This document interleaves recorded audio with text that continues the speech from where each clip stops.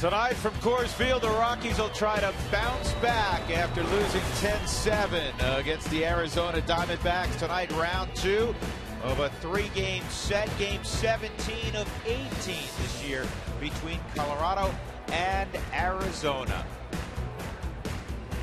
And good evening, everybody. With Jeff Houston, I'm Drew Goodman. Tonight's going to be a most interesting night because you're going to see a couple of guys that may figure prominently in the future of the Colorado Rockies. Rockies made some moves today. Jordan Pacheco, who hit so well in spring training the last couple of years, he's been brought to the big leagues.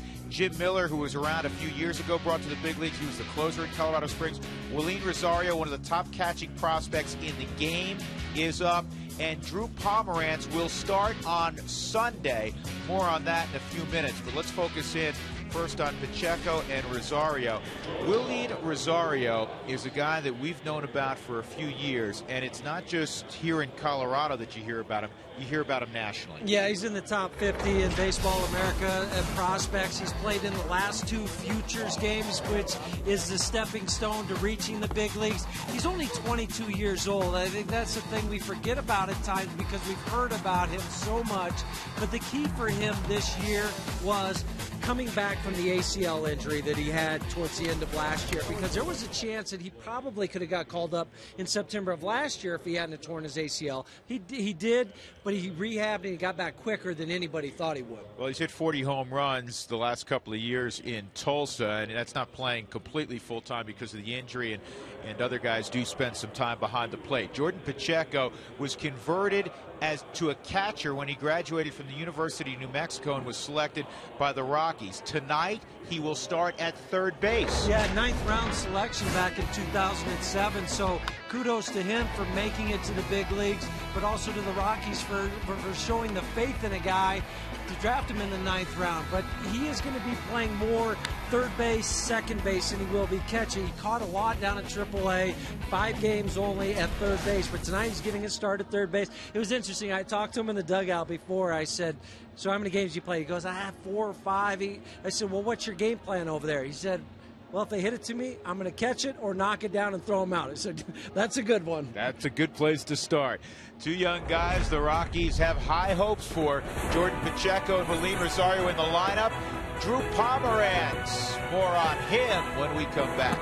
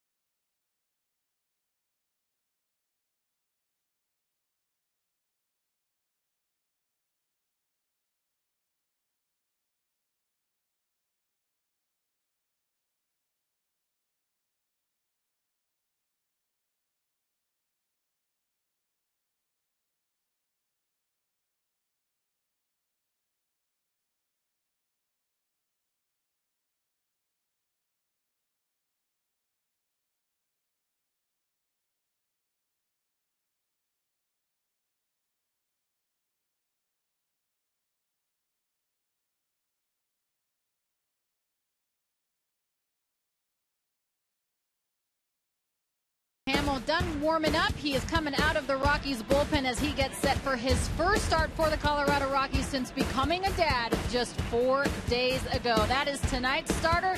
Well, Sunday's starter is the newest Rocky, left-hander Drew Pomerantz. Just 20 games so far pitched in pro ball, but the Rockies will get a chance to see him as he starts on Sunday against the Cincinnati Reds. Earlier today, I asked Drew to describe the style of play and what he brings to this organization.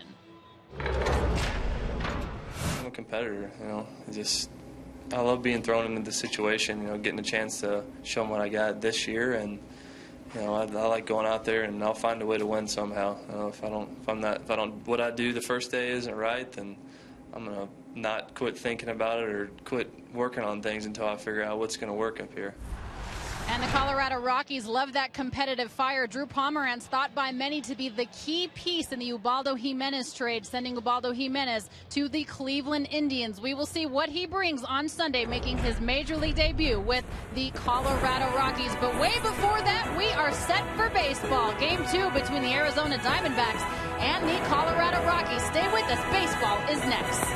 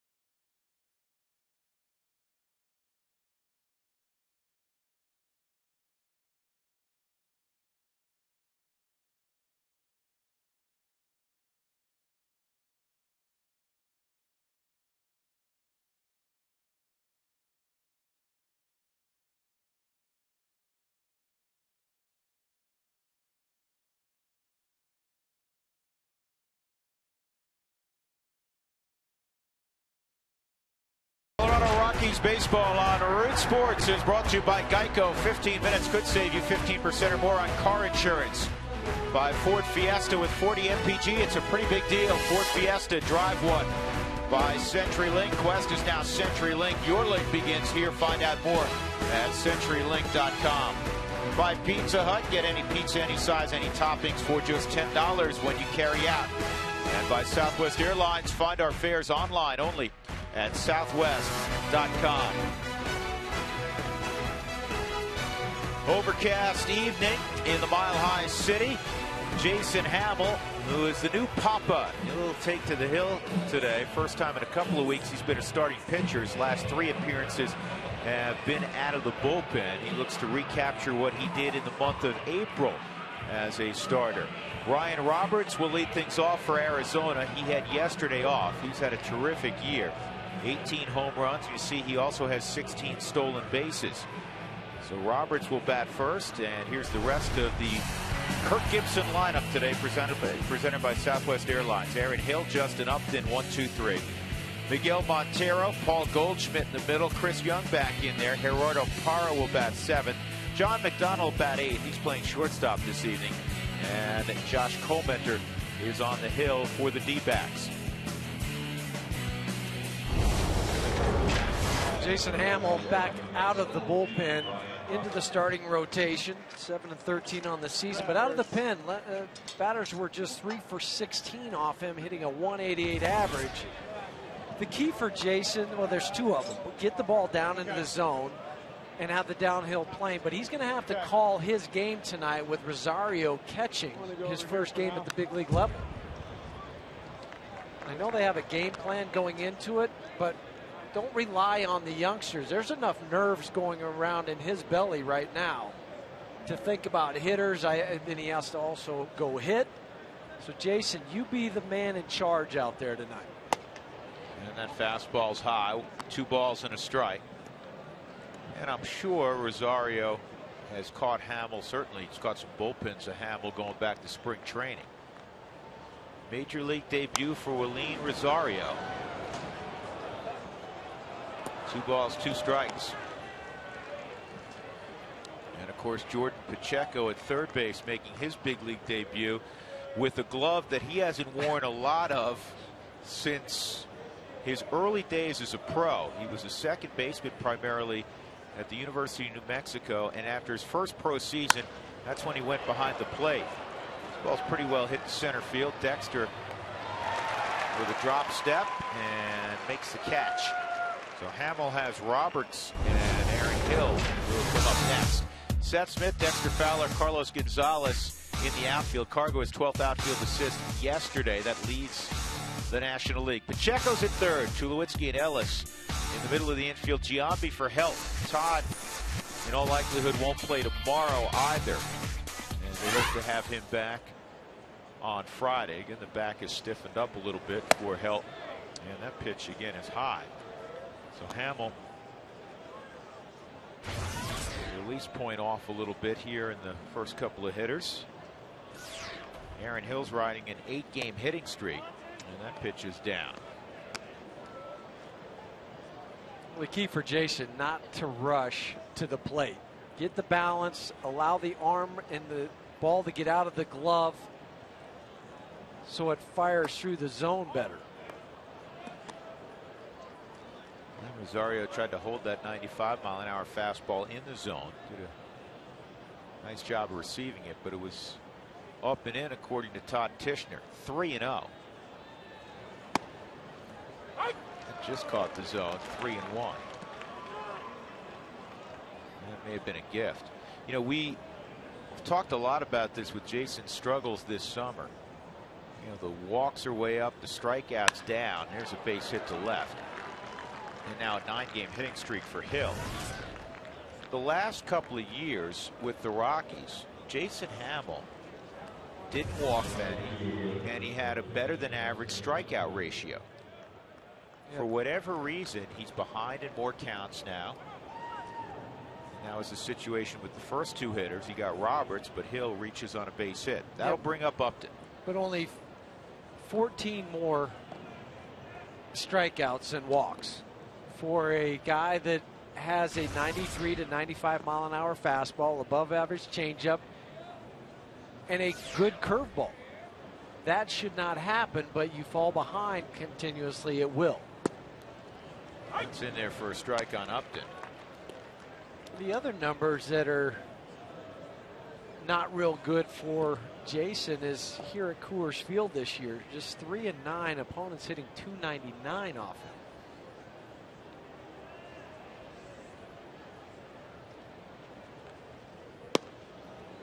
One and one. In Hamill's career, he's almost 2-to-1 strikeouts to walks, so that's why what's transpired this year is unusual.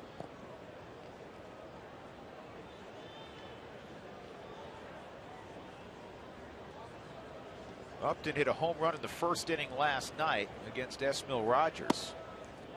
His 27th. That's a new career high for Upton. And wouldn't you know it, BJ hit a home run last night also for Tampa. And according to Justin, he said it's like the 8th or 9th time this year that the brothers have homered on the same night, which makes for real pleasant viewing for mom and dad.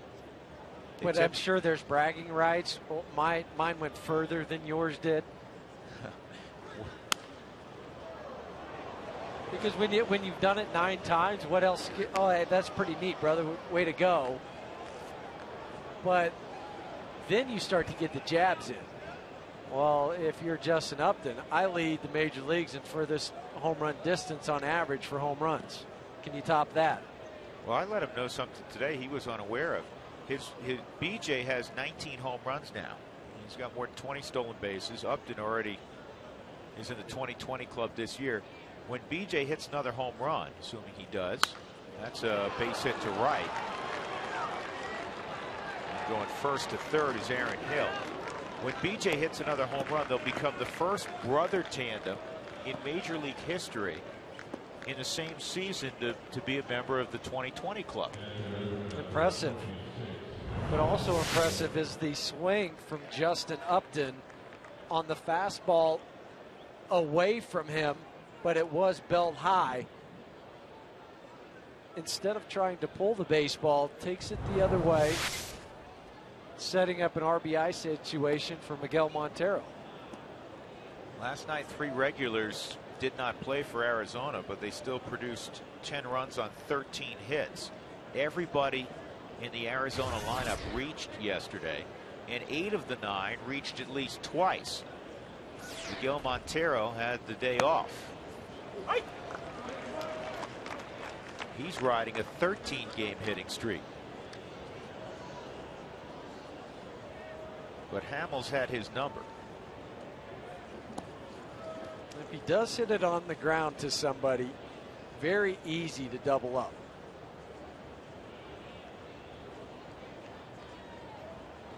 First and third, 1 out.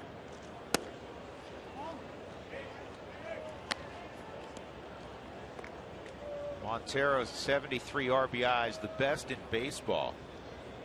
Alex Avila with 68, along with Carlos Santana. Aaron Sivia with Toronto 66. Brian McCann has 64. Avila was up for the American League Player of the Month for August. Did not get it. That went to Curtis Granderson. Imagine that.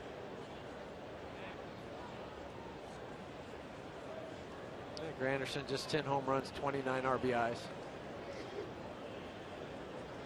Cliff Lee, who just threw another shutout, his 6th, was named the National League Pitcher of the Month. It's going to be quite a race for that Cy Young Award. Cliff Lee's back in it. Oh, yes, he is. 1-1. And this is a ground ball underneath the glove of Giambi. A run scores. Nice job by Mark Ellis backing up, and he flips it to the pitcher Hamels. So an RBI ground out for Montero. Upton to second. It's 1-0 Arizona. Well, unfortunately, this ball went underneath Jason's glove. If not, that's a double play. Throw to Troy. Hit Jason Hamel on the return throw with Montero running. Instead, Arizona with the 1-0 lead.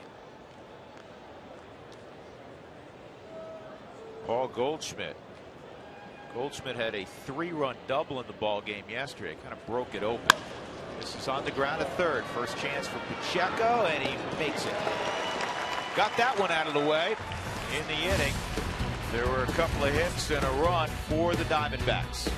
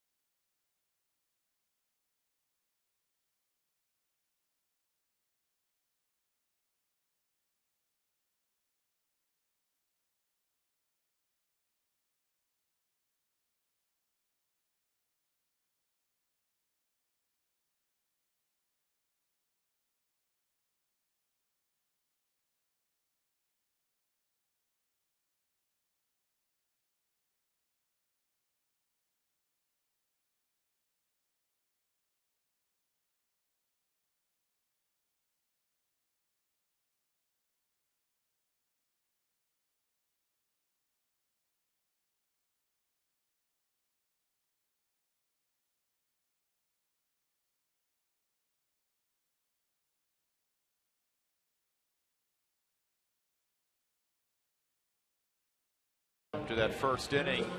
Jose Morales also conferring.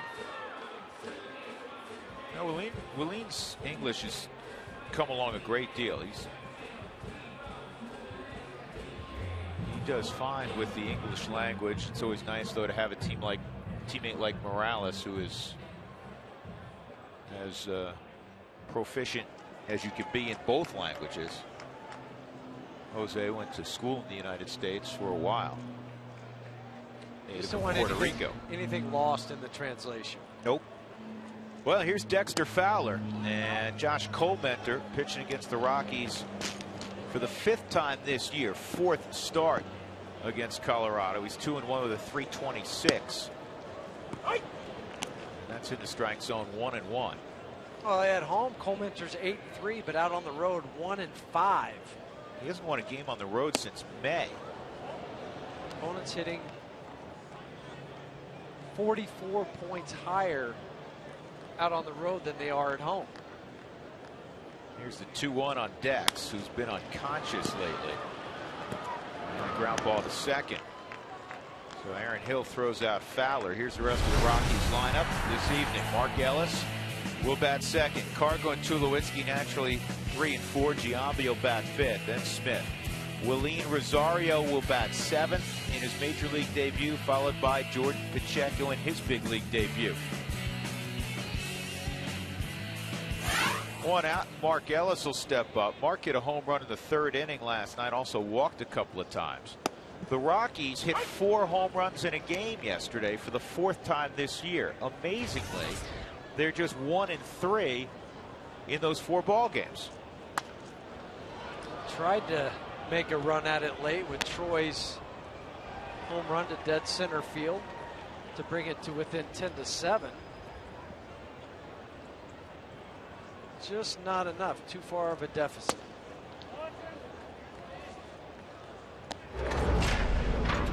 Mark's home run from yesterday.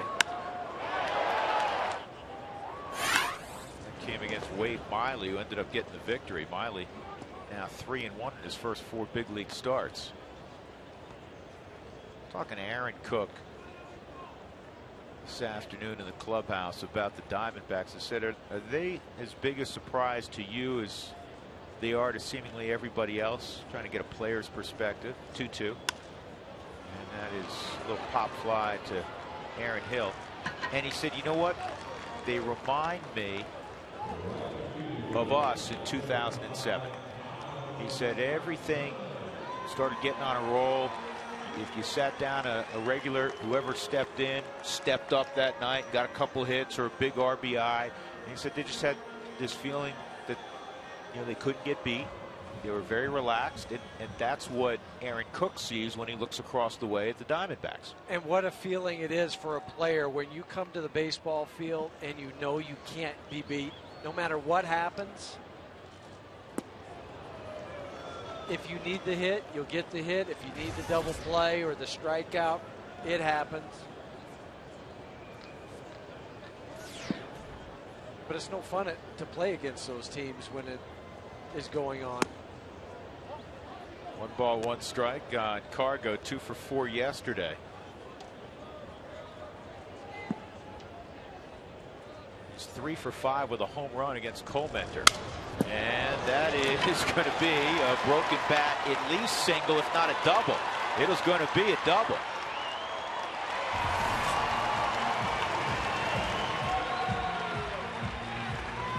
A jam shot just over Ryan Roberts' head.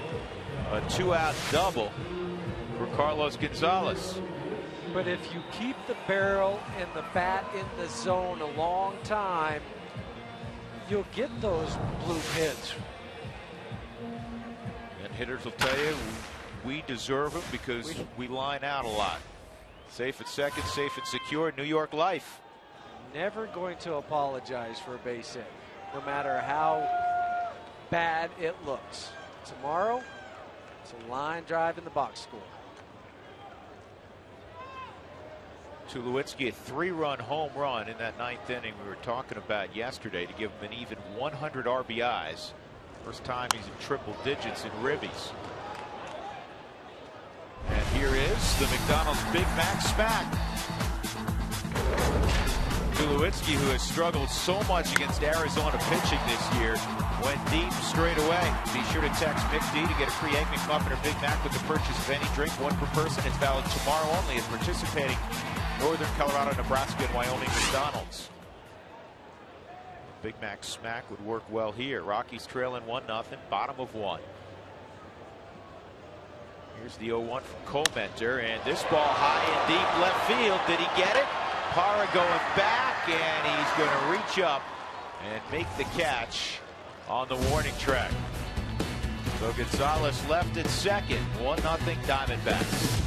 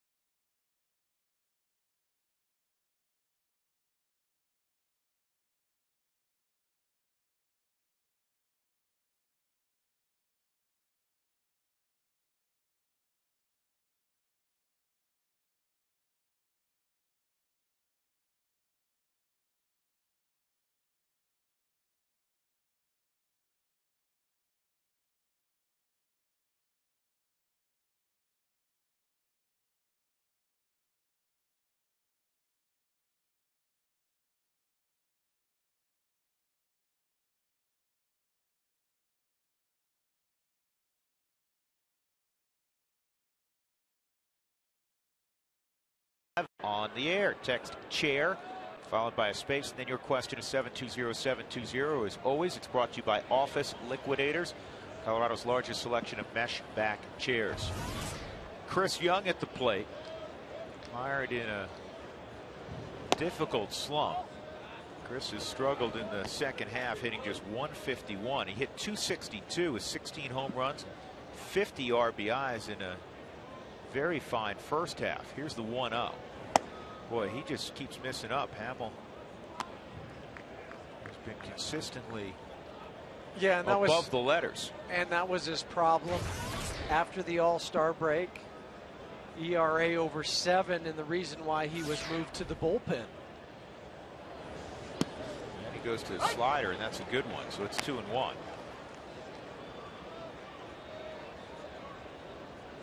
Just 3 home runs in the second half for Chris Young. That's a good pitch. The last 20 ball games, Chris Young just 8 for 67. Yet, what is, I'm sure, made it a little easier for him, though you always want to do well individually, is that his club keeps winning. I mean, Stephen Drew's watching now every night. Become a cheerleader with that horrible injury Young's got, but they keep winning.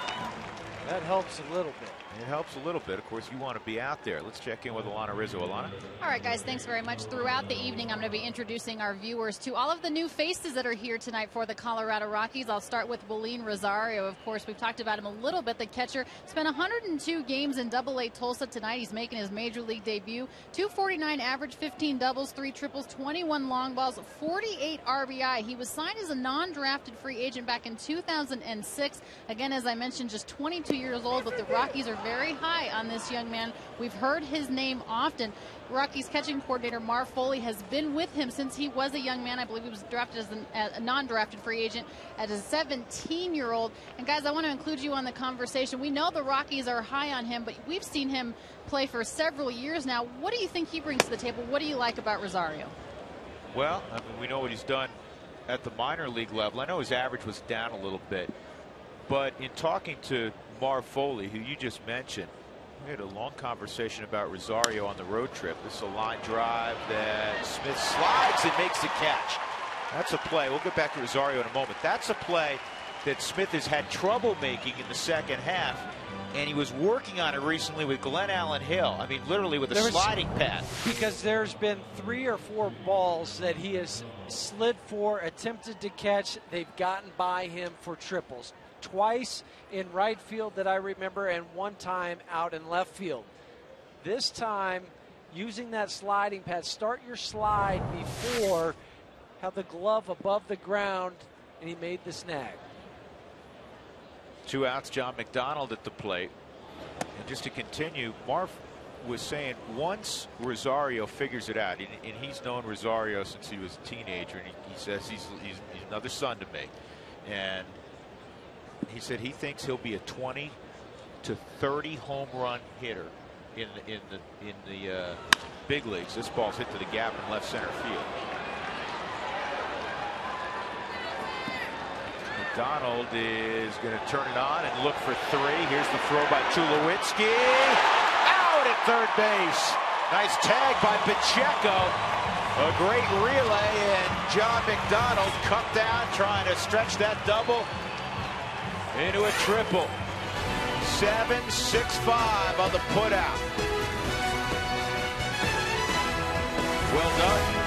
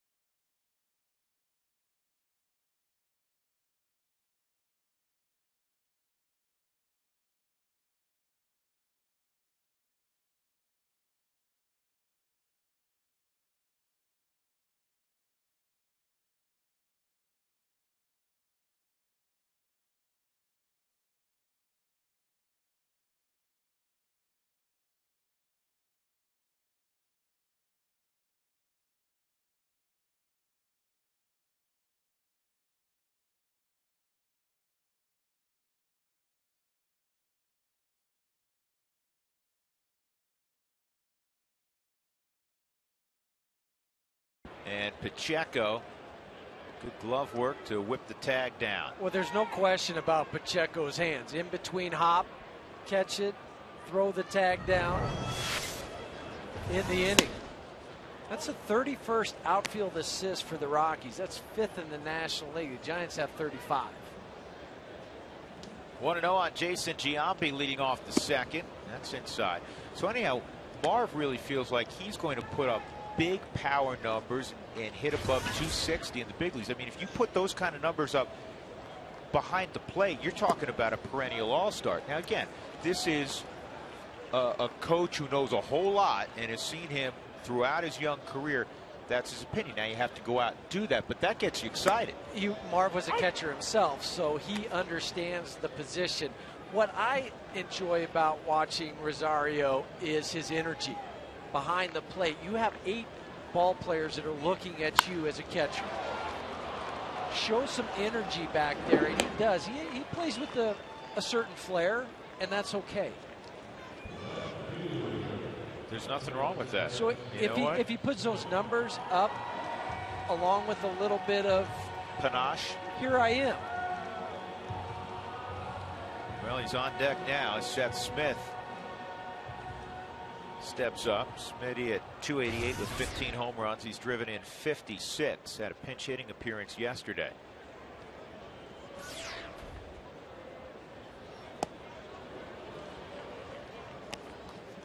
Colmenter will pitch backwards. A lot of changeups to begin counts. Impeccable control for Colmenter. This is popped up, playable left side. Roberts will make the catch.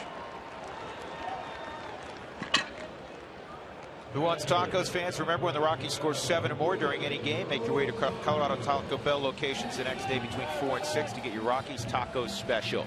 So here comes Willeen Rosario to the plate in his first big league at bat.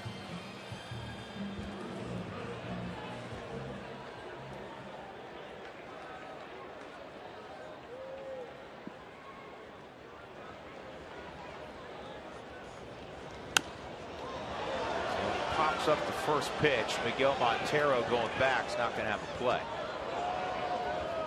He'll come out firing, right? Why not? So many emotions, nerves, everything for this young man at 22 years old. I'll tell you what was impressive. I first saw him when he was 18 in the Dominican Republic, and he's a terrific athlete. He runs pretty well. He's got a great arm.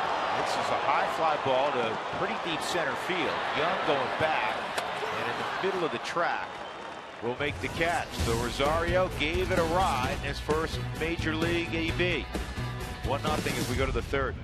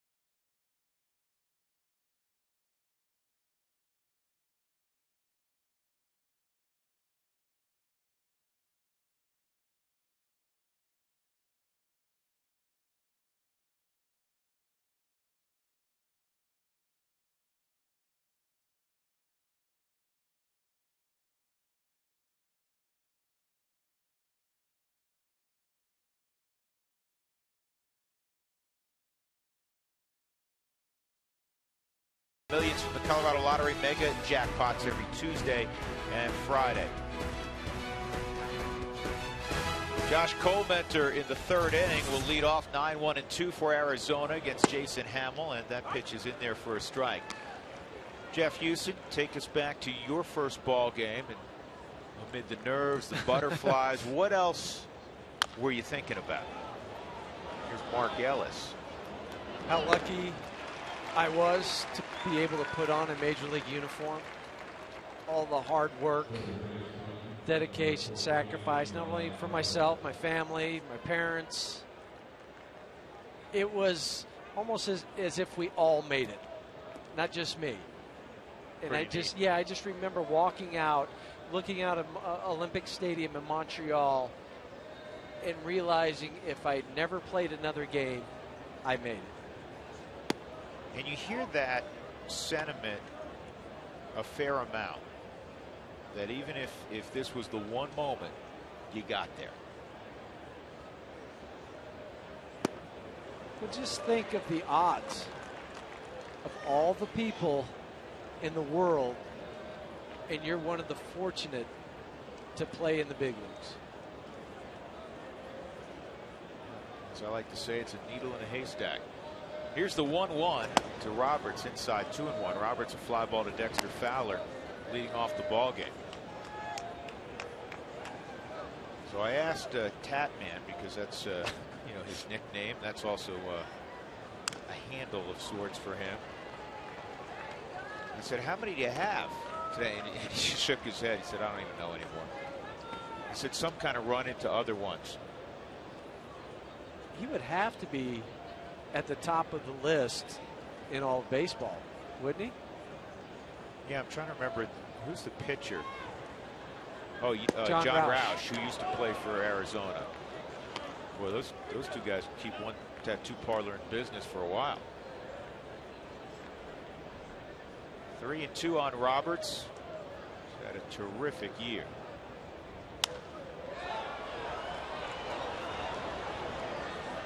Rosario's going to give it a look, but it's going to be back a few rows. Time for our first office liquidators text the booth question. This from Tom down at Parker. Which prospect do you guys think will make the biggest impact? Well, you hope, and this isn't a slight on Pacheco, you hope he makes a big impact. But you hope it's Pomerantz and Rosario, at least based on that strike three. Good pitch by Hamill. What the projections are, because there are a lot of people who believe that these guys can be top shelf. I look at a pitcher, the way Pomerantz is, left-handed. You're always searching for a starting pitcher, and then you hope that he's left-handed to boot. See, I'm kind of with you, though. Right now, where the Rockies are as a rotation, I don't care if the guy headbutts the baseball over the plate. If he gets people out, so be it. One way to do it. Here's the 0-1 to Aaron Hill, who singled his first time. And you're right. I mean, if he becomes a dominant pitcher and he also is lefty, that's an added bonus. But right now, the Rockies need to assemble a rotation that they believe will be good enough to win the National League West. Alex White will soon be making his 4th start in a Rockies uniform. Well, foul tip, and that got the umpire Tishner.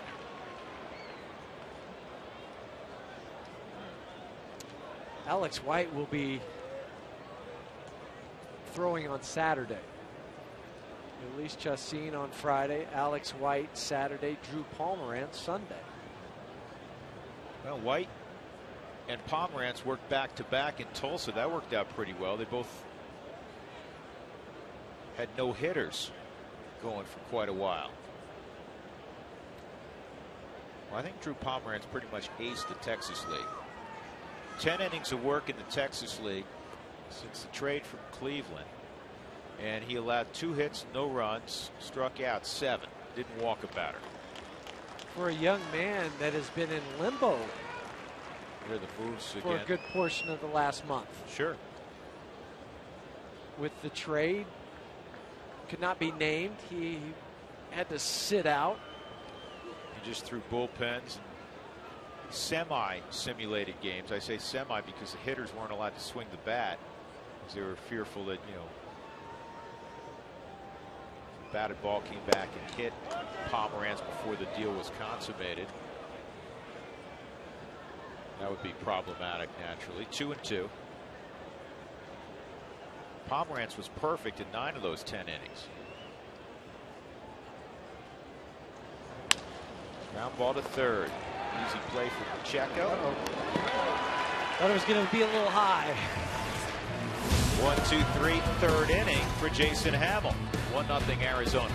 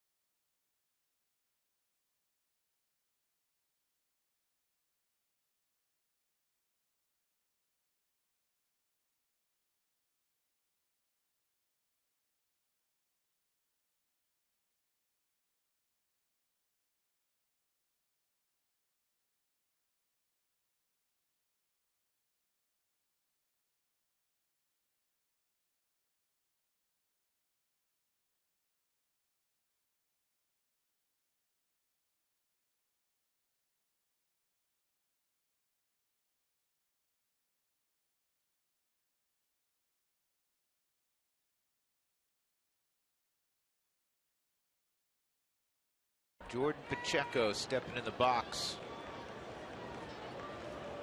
for his first major league at bat.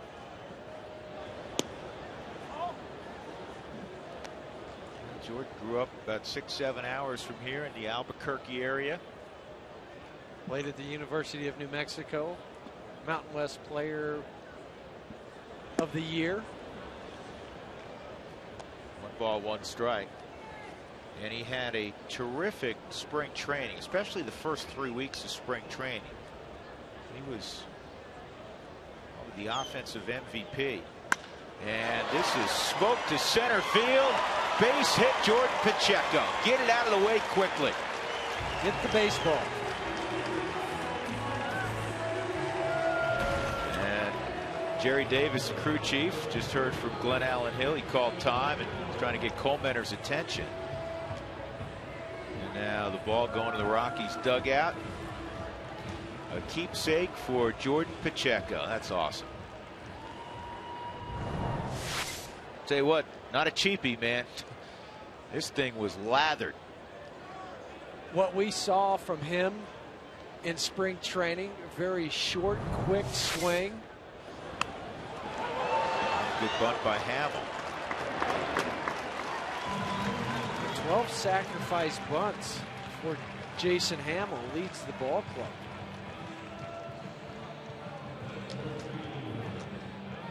So Dexter Fowler will come up with Pacheco at second, representing the tying run here in the bottom of the 3rd inning.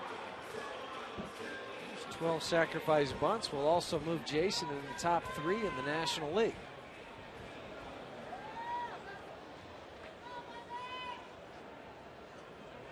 Dexter rolled a ground ball to second his first time up.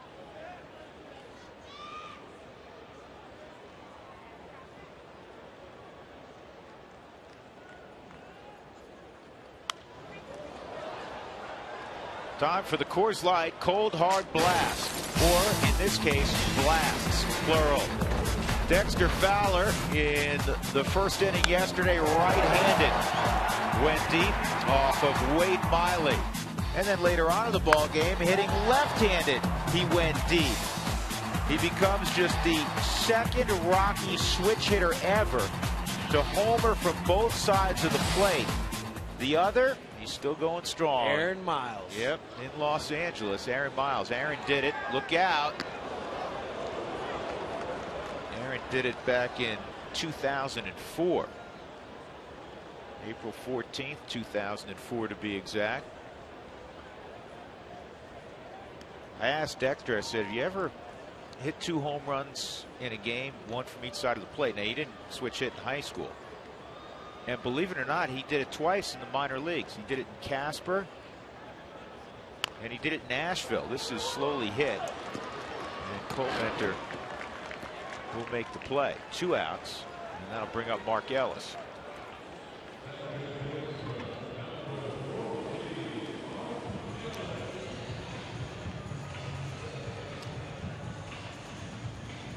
Well, we'd like to welcome all our T-Vision viewers from Colorado City and Rye, Colorado, in the Greenhorn Valley, home of the Rye Thunderbolts, the 2011 2A state baseball champs. Root Sports and the Rockies appreciate your support. So send us a message on the Root Sports Facebook page. Let us know your favorite place to root for the Rockies down in Colorado City and Rye. Ellis popped to second his first time, and this is a ground ball to short. John McDonald, steady hands. He's made just 3 errors this year.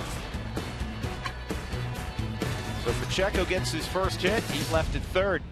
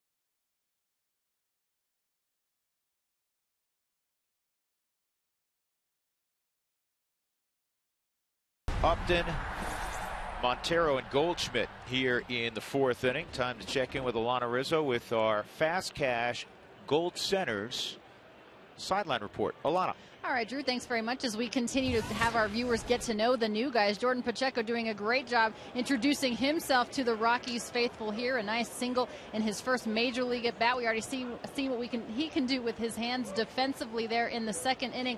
Getting a little bit more to know Jordan Pacheco. He had a lot of time in AAA Colorado Springs, playing mostly catcher, guys, 86 games, but also seeing time at third base. He played 5 games over there, 278 average, 21 doubles, 3 triples, 3 home runs. He was originally selected by Colorado in the 9th round of the 2007 first-year player draft, as you guys mentioned, out of the University of New Mexico. He was added to the 40-man roster this offseason, converted to catcher prior to the 2008 season after being drafted as an infielder. So a lot of different positions. He just wants to be in the big leagues. He's doing everything he can, worked very hard, get his major league debut today. And guys, what do you like about Pacheco?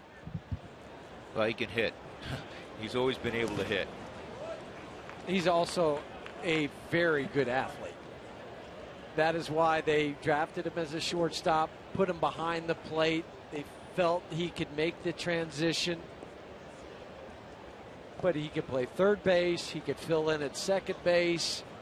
I look at him as a super utility guy along the lines of maybe an Eli Marrero.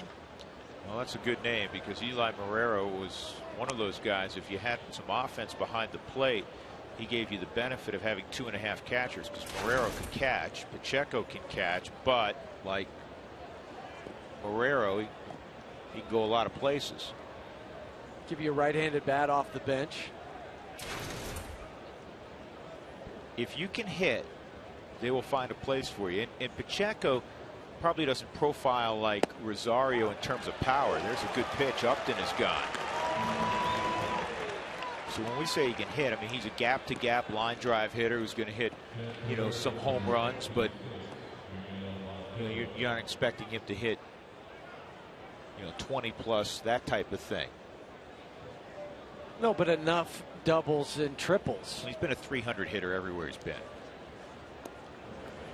Yeah, I would not look at his average at 278 down in the Springs this year as being a concern. Well, I think a couple things happened this year. He had such a great spring training, and he couldn't help but read the same articles that everybody else was reading, that Pacheco may break with the club as the backup catcher to Iannetta. It didn't ultimately happen, and he's a hard-working kid, but you know, I'm sure there's some disappointment there. And also he was really working hard on his receiving end, and it affected him. Calling a ball game. Yeah, it affected him a little bit offensively, and he fell behind. He picked it up in the second half offensively. 3-0 on Miguel Montero. And Jordan's mom is here in attendance, and you know, she was thrilled to death when her baby boy lined a single to center a few minutes ago.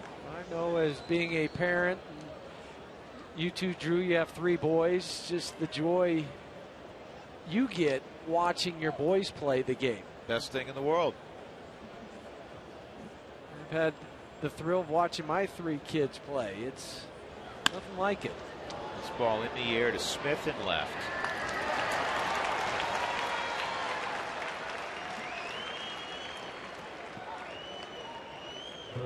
Two-gone Paul Goldschmidt coming up.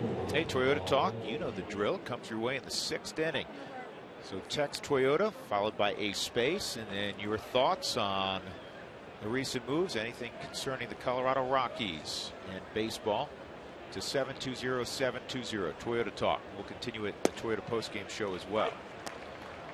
Well, Kyle, your oldest, who's a very good pitcher, decided that he would pursue hockey because he knew Dad knew nothing about hockey. And it was a wise move for him. But he's pursuing that dream. My youngest, baseball. But whatever they pick, whatever sport it may be, to watch him, I can only imagine what Jordan's mom is going through, sitting behind home plate as your son strolls to the plate.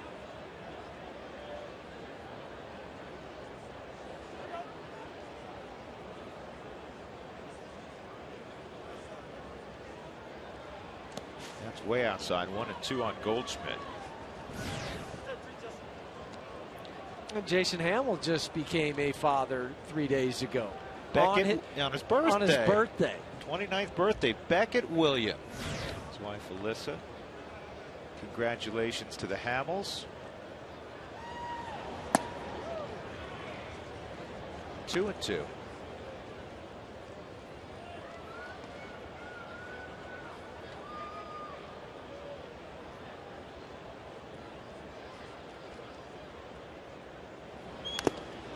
I think for most players, maybe not all, but for most players, they will tell you when they have their first child, it helps them keep slumps per se in perspective. It does, because you don't get so wrapped up in how am I performing. It doesn't consume your every waking moment. And to be able to have something that takes you away from the moment, then when you get to the ballpark, you're more relaxed. 3-2. Good pitch. Good change up on the ground is short. Tulowitzki handles it. Goldschmidt gone. And that's 6 in a row set down now by Jason Hamill. 1-0 Arizona.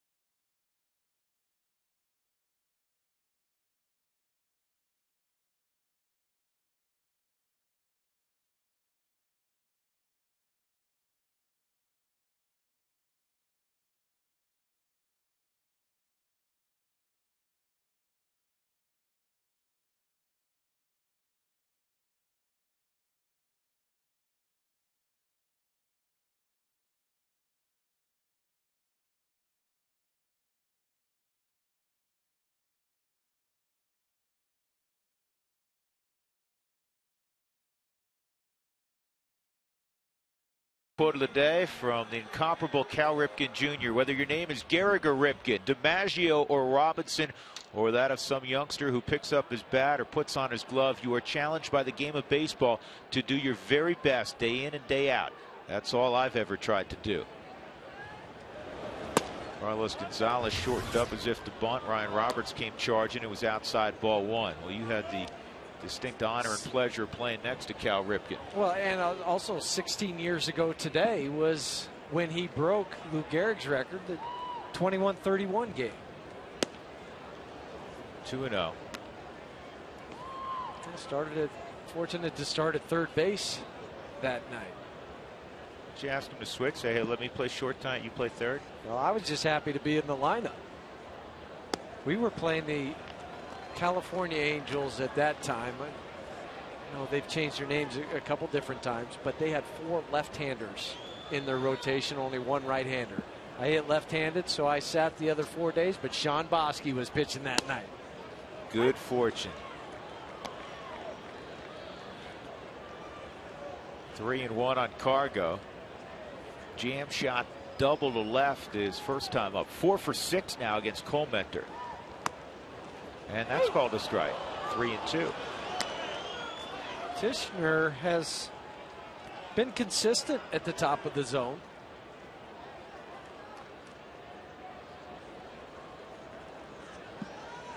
Looks like a few raindrops.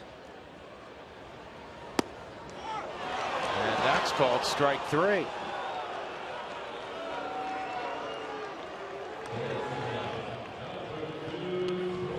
Let's see if he was in the zone. From his arm action, Looks high. it looks high. I know it caught the forward strike zone, but now anything above the belt is a ball. Well, there's also a thought that's been passed along a lot that if a catcher receives the ball mask high, unless you have Frank Howard or somebody Dave like that Winfield. at the plate, it's probably a ball. 1 ball, 1 strike. Troy in his career a .306 hitter in September with 33 home runs and 108 driven in just 131 games. Pops it up left side.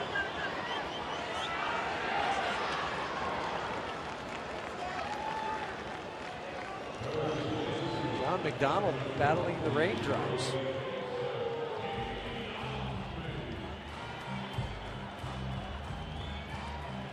Jason Giambi coming up with 2 outs. If your windshield is damaged, call Safelite Auto Glass 303-287-5000, online at safelight.com.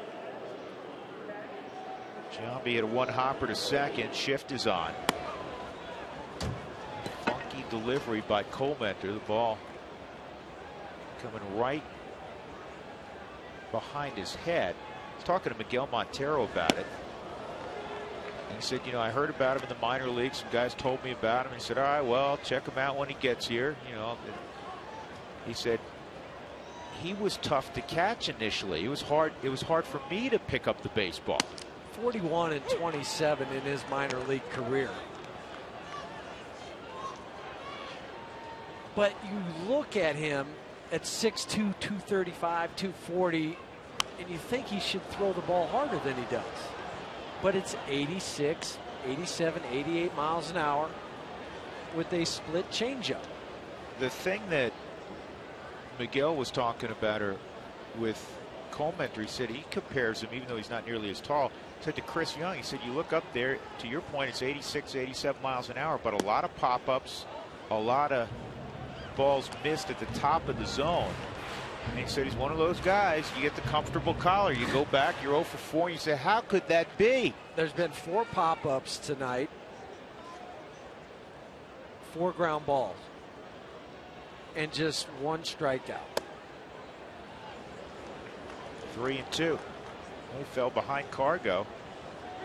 3-0, and then came back, got the called strike 3. That may be the first at bat all year that Cargo has struck out and never swung the bat. And Giambi goes down swinging here. Second strikeout. A 1-2-3 inning for Colmenter right in the middle of the Rockies' order.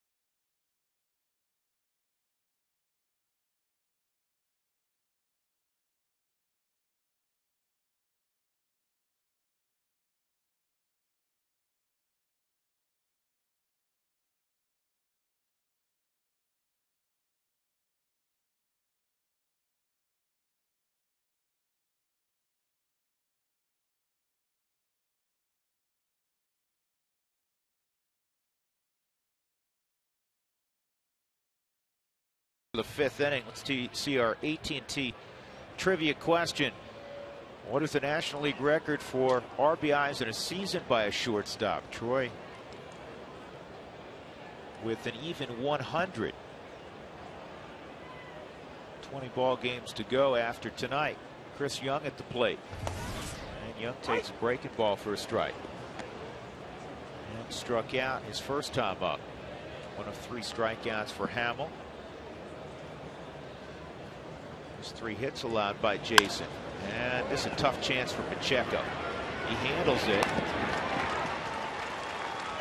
Going those in-between hops, and kind of had to bring the glove up waist level, which sometimes is awkward. But you also saw his soft hands to catch that ball as deep as he did and still make the throw to first base. For a young man that only played 5 games down at AAA, the first 3 chances, handled them flawlessly. 1 out, Gerardo Parra at the plate. He was robbed of a hit on a sliding catch by Seth Smith his first time. Let's watch that play again by Jordan Pacheco. Stays low, hands out in front, give with it, catch it in the middle of your body. Just like he said he was going to. Wait, why don't you describe for us? I mean, that's not easy when the hands come up, and especially at third, because you don't get to pick your hop on the corner. And then when you start coming above the belt line, all of a sudden you get tighter. Yeah, because your elbows and your hands get locked in close to your side, so that they're not free and easy. Parra fooled badly. He's gone. But you're right. When you come into this area, notice how my elbows are by my side. When you feel the ground ball normally, you're out in this area so you can give with it. But here, you get locked. But he played it just enough out in front to come into this area to soften the hands up. Yeah, and if you misjudge it a little bit, it's going to almost do what he did, and have it bounce off the stomach, hopefully fall into your lap. Almost what you do behind the plate, receiving a ball down in the dirt, where you try to stick your hands out in front, soften the body, so if it does drop, it drops in front of you. Nice job by Pacheco. 2 outs, John McDonald at the plate. John doubled to left center field, got a little greedy, tried to stretch it to a triple, and he was thrown out on a great relight. Seth Smith, Troy Tulowitzki onto Jordan Pacheco. But also did not allow the pitcher to come to bat in the second inning. They didn't flip the lineup over. Just missed. 2-1.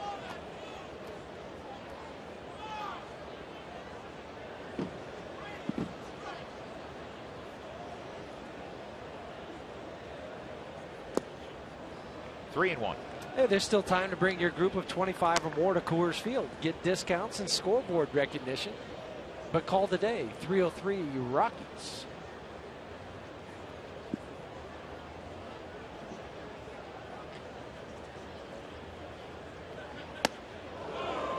And not close. And that ends a run of 8 straight retired by Hamill. That's his first walk of the ball game. And we're going to answer our AT&T trivia question while Willeen Rosario goes out. Oh, excuse me, not AT&T. We have our second text the booth question. How's Charlie Blackmon doing? That's from Zeke over on the western slope in Grand Junction. Well, you know, Charlie Blackmon's recovering from the broken foot, and unfortunately it was a serious enough injury that he's not going to play again at the big league level in 2011. And Charlie did some really nice things when he was called up. I mean, he'll be fine going forward. It's just you're not going to see him anymore in September. But the good news for him is the rehab process has already started.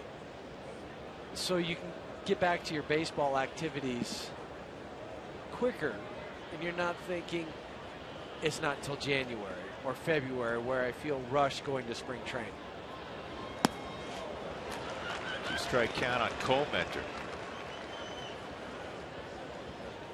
Cole Mentor has put up some of the best rookie numbers, certainly of starting pitchers this year in the National League.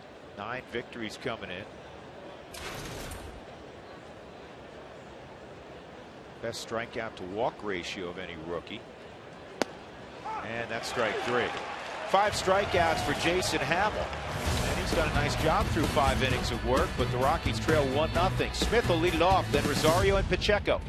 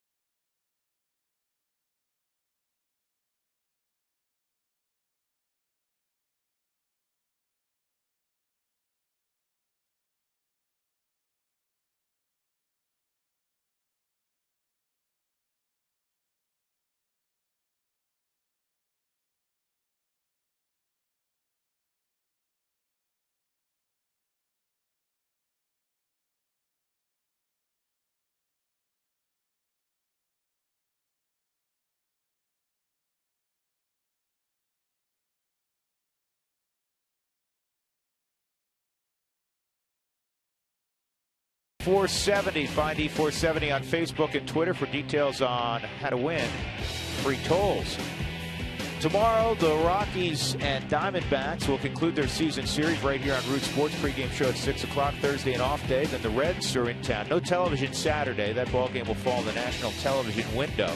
Originally slated to be a nationally televised game. Monday's another off day, and then Tuesday, the Rockies resume action in Milwaukee. A little 2-game set against the NL Central division leading Brewers. Change up for a strike. Colementor has done that frequently, thrown that first pitch changeup. Well, he's doing what he always does. He's keeping hitters off balance. He throws off the timing enough that he gets a lot of mishit balls, and he throws a ton of strikes. Well, he's not walked anybody. That's the key. When he issues 0 walks this year, he is 6-0 with a 117. This ball to the gap in right center field. And it kisses off the wall. Young will go and get it. And Smith is thinking about 3. Seth Smith to third with a triple. Smitty with his 8th triple of the year.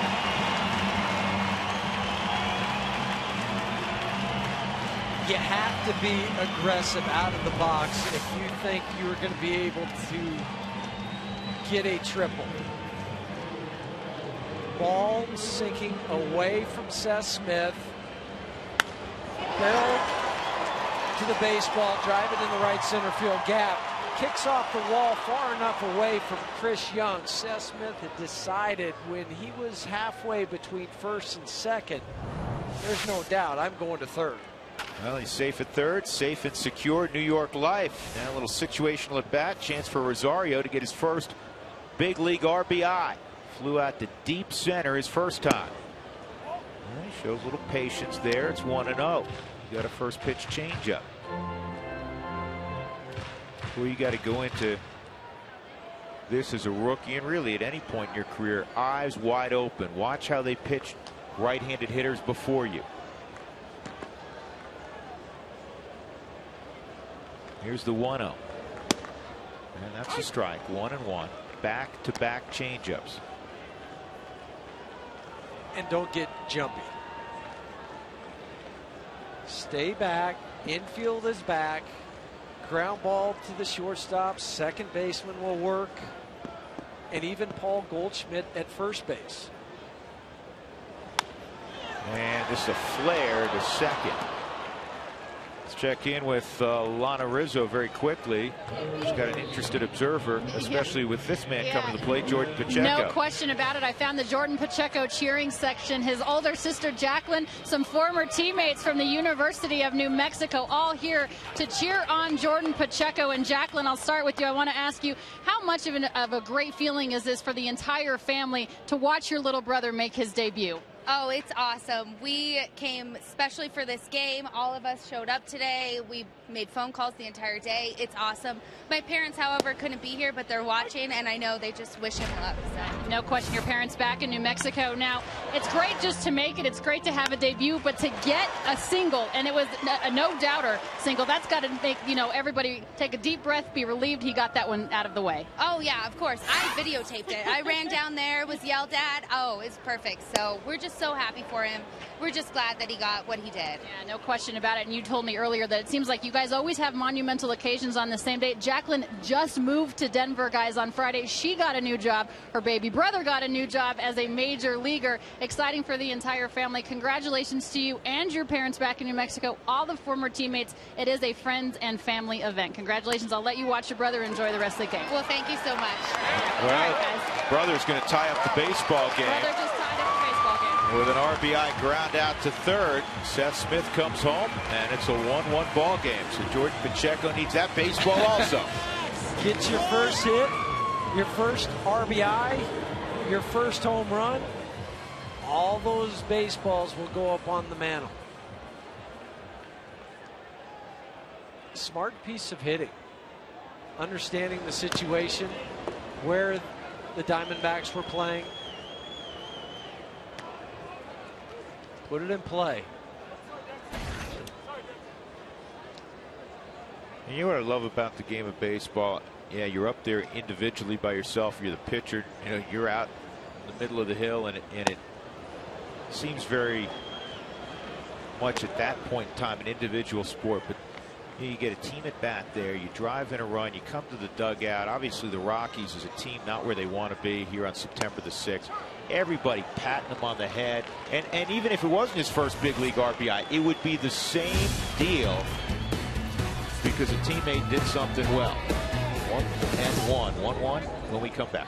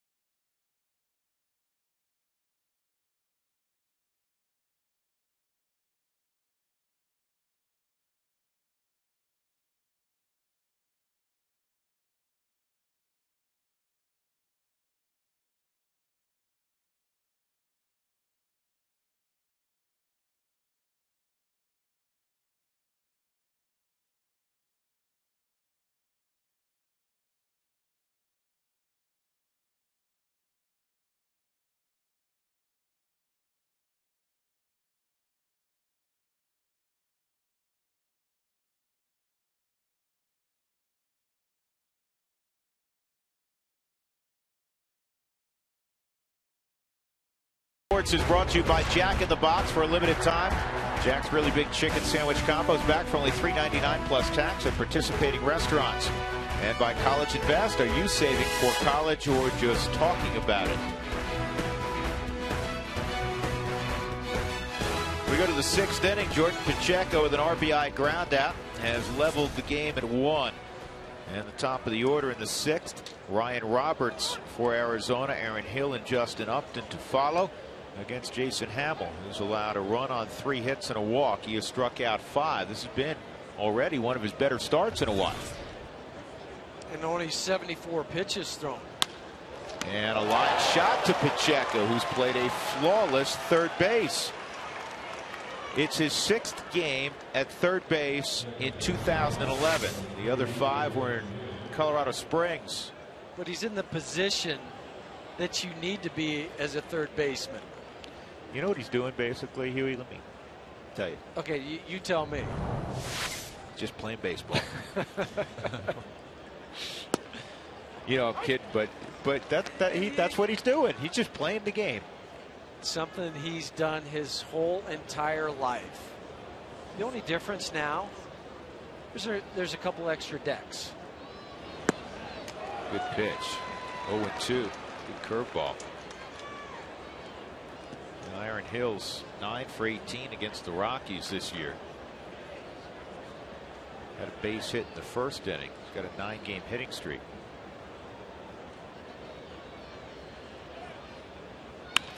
On the ground to Pacheco. You don't want to hit it there.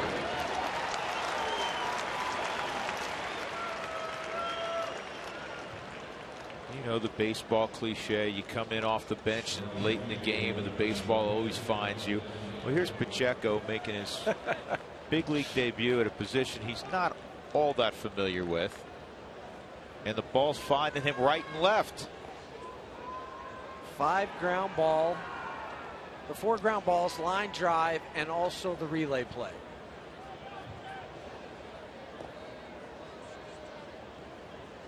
Upton a single and a strikeout. And this one's foul. I thought just for a moment. You did, didn't you? You're going to tie a major league record. Yeah. It's not often you can make your big league debut and tie a big league record on the same day. Looks a little like Matt Holliday. Matt Holliday hit a home run tonight, his 22nd for the Cardinals.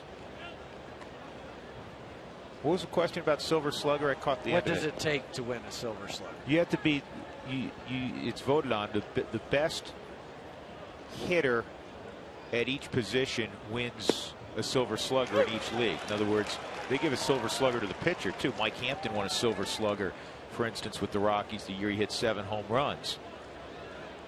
This year, Silver Slugger in the National League more than likely will go to Daniel Hudson of the Arizona Diamondbacks.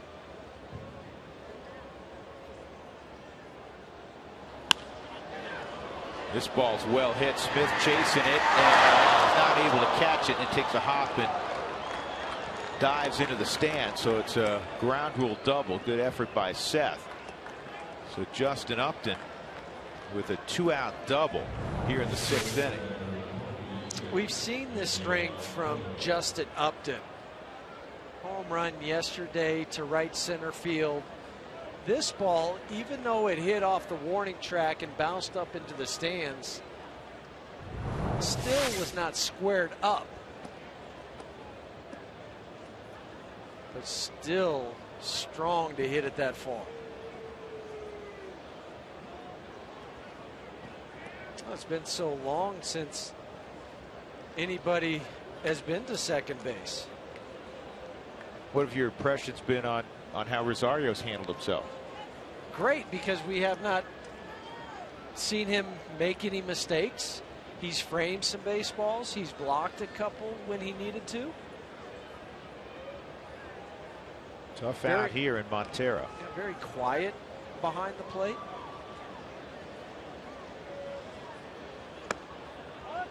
Just missed. But did you see where he framed that ball? Thumb up. And how he held it? Waited it until the last possible moment to move to the location he wanted to, so Justin Upton could not give any signs.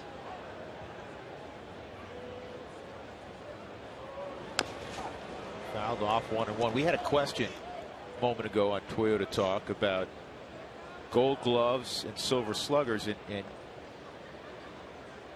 if they're voted on. Yes, they are voted on. The managers and coaches vote on the Gold Gloves. That man's going to win a second Gold Glove. The man at shortstop for the Rockies is going to win a second Gold Glove. I guarantee it. And the coaches and managers vote for the Silver Slugger. Again, the best offensive player at each position. And Tulowitzki will win, going away, a Silver Slugger award also, because he is far and away the best offensive shortstop, not only in the National League, they give one in each league, but he's the best offensive shortstop in baseball. I like that the managers and coaches determine who is going to win those awards. They see them day in and day out. They understand what it takes to play shortstop or second base and all the hitting that goes along. It's not a popularity contest. I agree with you, and I think too often sometimes awards are won on reputation and not necessarily production. 1-2 on Montero. He had an RBI ground out in the first inning.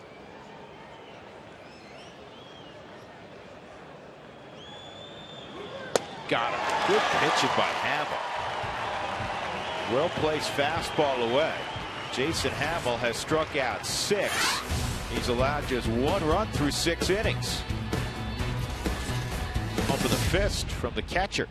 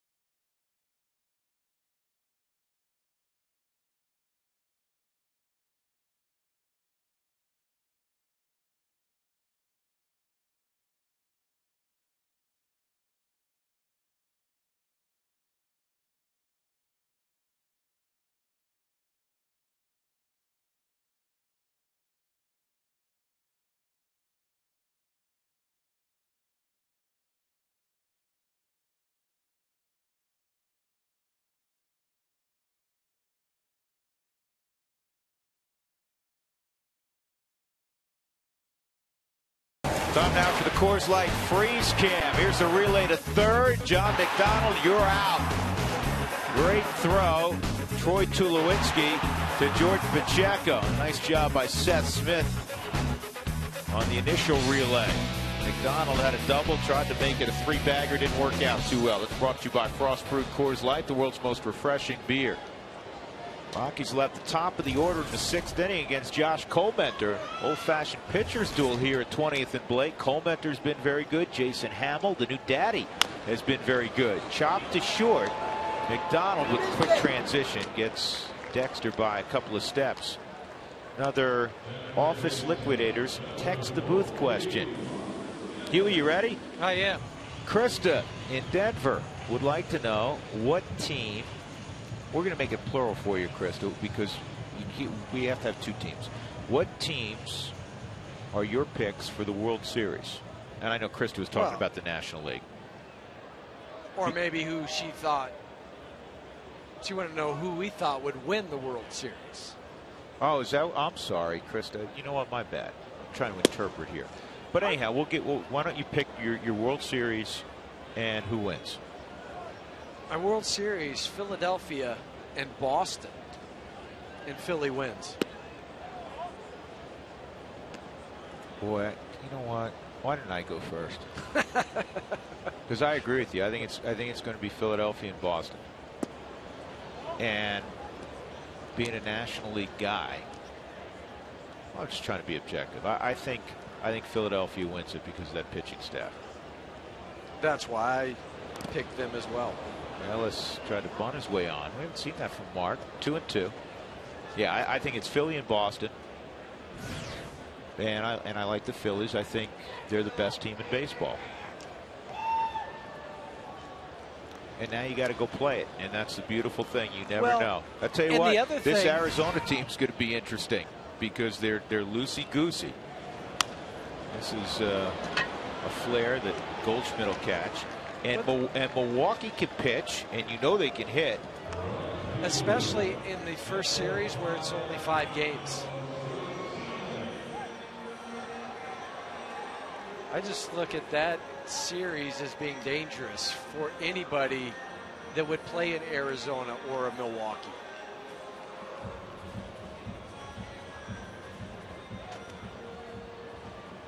Well, Cardinals leading tonight 3-0. Told you Matt Halliday has a home run in that game. 2 outs, nobody on for Carlos Gonzalez, a double and a strikeout. Last time up, you got ahead 3-0, and then 3 straight called strikes right at the top of the strike zone. Carlos kind of lingered at home plate. He wasn't happy with Todd Tishner, so he's not going to leave it in Tishner's hands here. He fires at the first pitch. What's the line? Fool me once, shame on you. Fool me twice, shame on me. Yep. Run on 3 hits for the Rockies, a run on 4 hits for Arizona. And this is a ground ball to second. And we'll go to the 7th inning. Still tied at 1.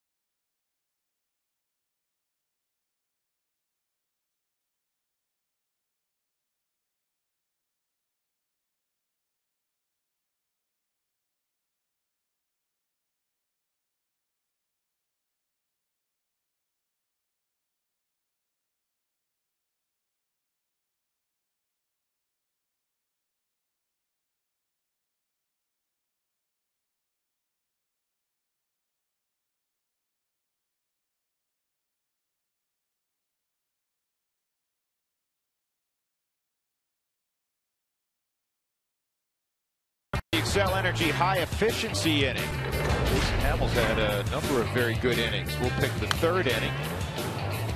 We got a strikeout and a ground out and another ground out. Not necessarily in that order. Well, Paul Goldschmidt leading off here in the 7th inning. Hits one hop off the right center field wall. So that's a leadoff double for Goldschmidt. That was brought to you by Excel Energy. Learn about energy efficiency and how to save energy at togetherwesave.com. Just his previous 3 for 17 on the road trip for Goldschmidt. Well, the struggles that Chris Young has had, we've documented them. Do you know what? You have to be wary because he's struggling of him laying down a bunt. That's where I was going with it. Whether it's a straight bunt for a base hit or a sacrifice, but you also have a young man at third base that has not played over there much. Well, that got past Rosario. He pulled the bunt back, and moving up is Paul Goldschmidt. So nobody out. The go-ahead run at third. Overhand curveball. Rosario, pass yeah, ball. he just missed it.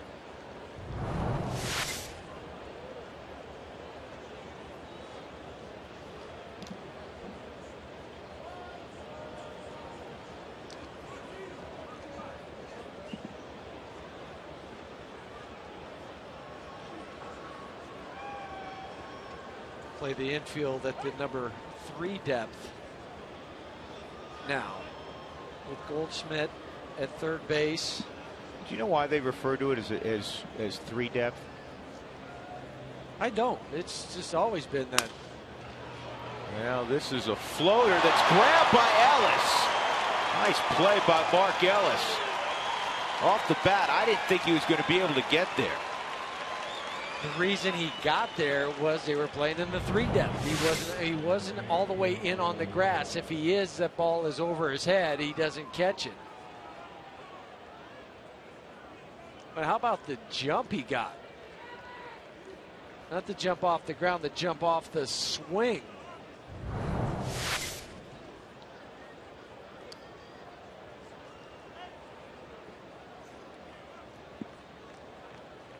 Gerardo Parra, line drive to left and a strikeout. And now the Rockies will come all the way in.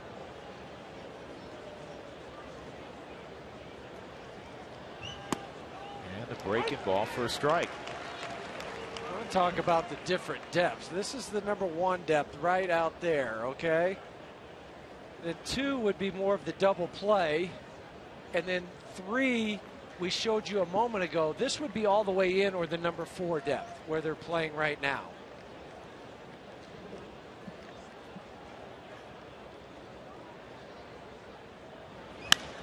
And a base hit to left for Parra to drive in the go-ahead run. 36th RBI for Gerardo Parra. Parra with less than 2 outs and runners in scoring position, hitting over 400 this year for the Diamondbacks. We talk about professional approaches. Well, that was one from Gerardo, taking a ball away from him, knowing where the infield was playing, the outfield depth, and slicing it to left field. John McDonald at the plate with 1 out. Parra, who runs a little bit at first base.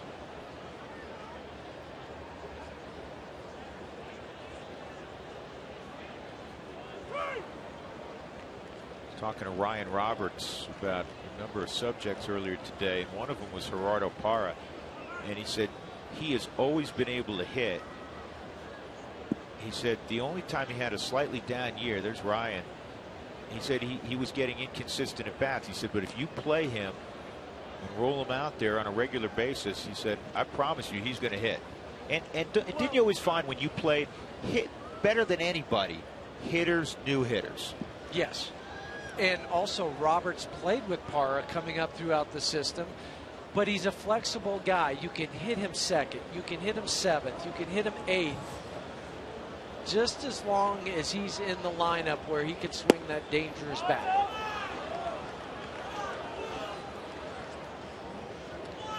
Pitch just off the plate. It's 1-0.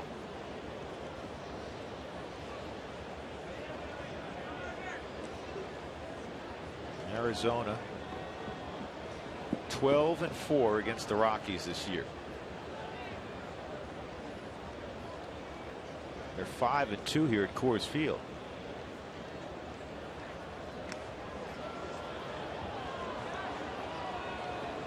Hey, Qual Paint, the Rockies want to thank fans on September 16th with post-game fireworks and special giveaways between innings.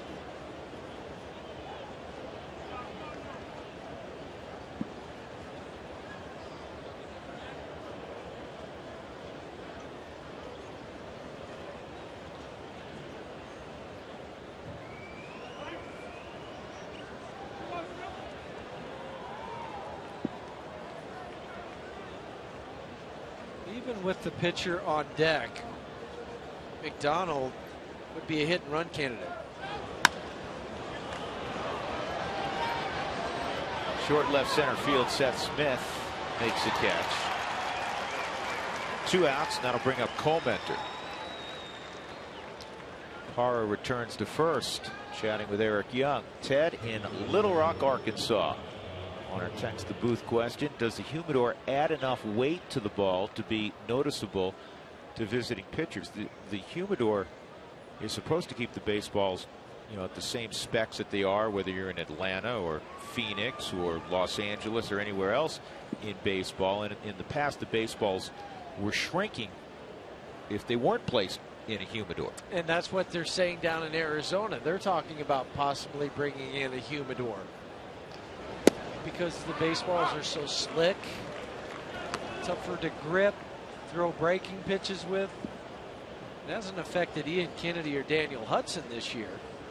No, they're both 15-game winners. Hudson with 15 and Ian Kennedy with 18. They're one of 3 teams now, Arizona, to have a pair of pitchers with 15-plus wins. This is a swinging bunt. Rosario's going to grab it, and he'll go to Giambi. Comenter's retired. The go-ahead run comes around. Goldschmidt a leadoff double. 2-1 Arizona.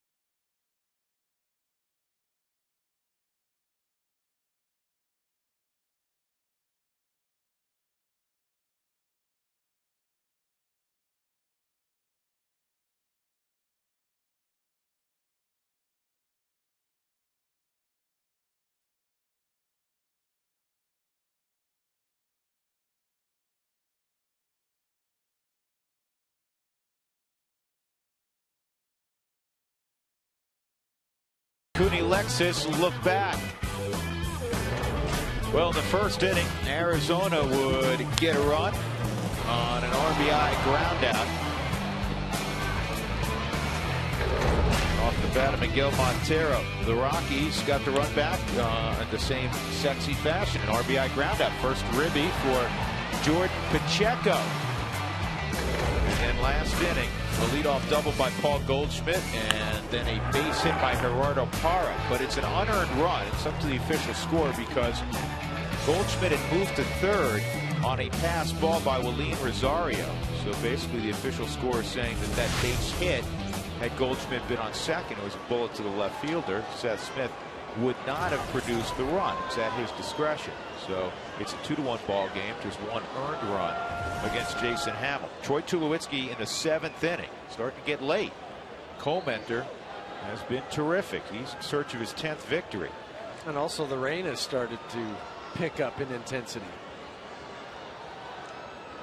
Here's something else of interest if you're following baseball closely. Last year the Diamondbacks, just a train wreck on the hill, especially in the bullpen. They didn't have a 10-game winner last year. Now they have an 18-game winner in Ian Kennedy, a 15-game winner in Daniel Hudson. Comenter on the cusp of reaching double figures. Joe Saunders has 9 victories, so he's on the cusp of being in double figures for that man, Kirk Gibson.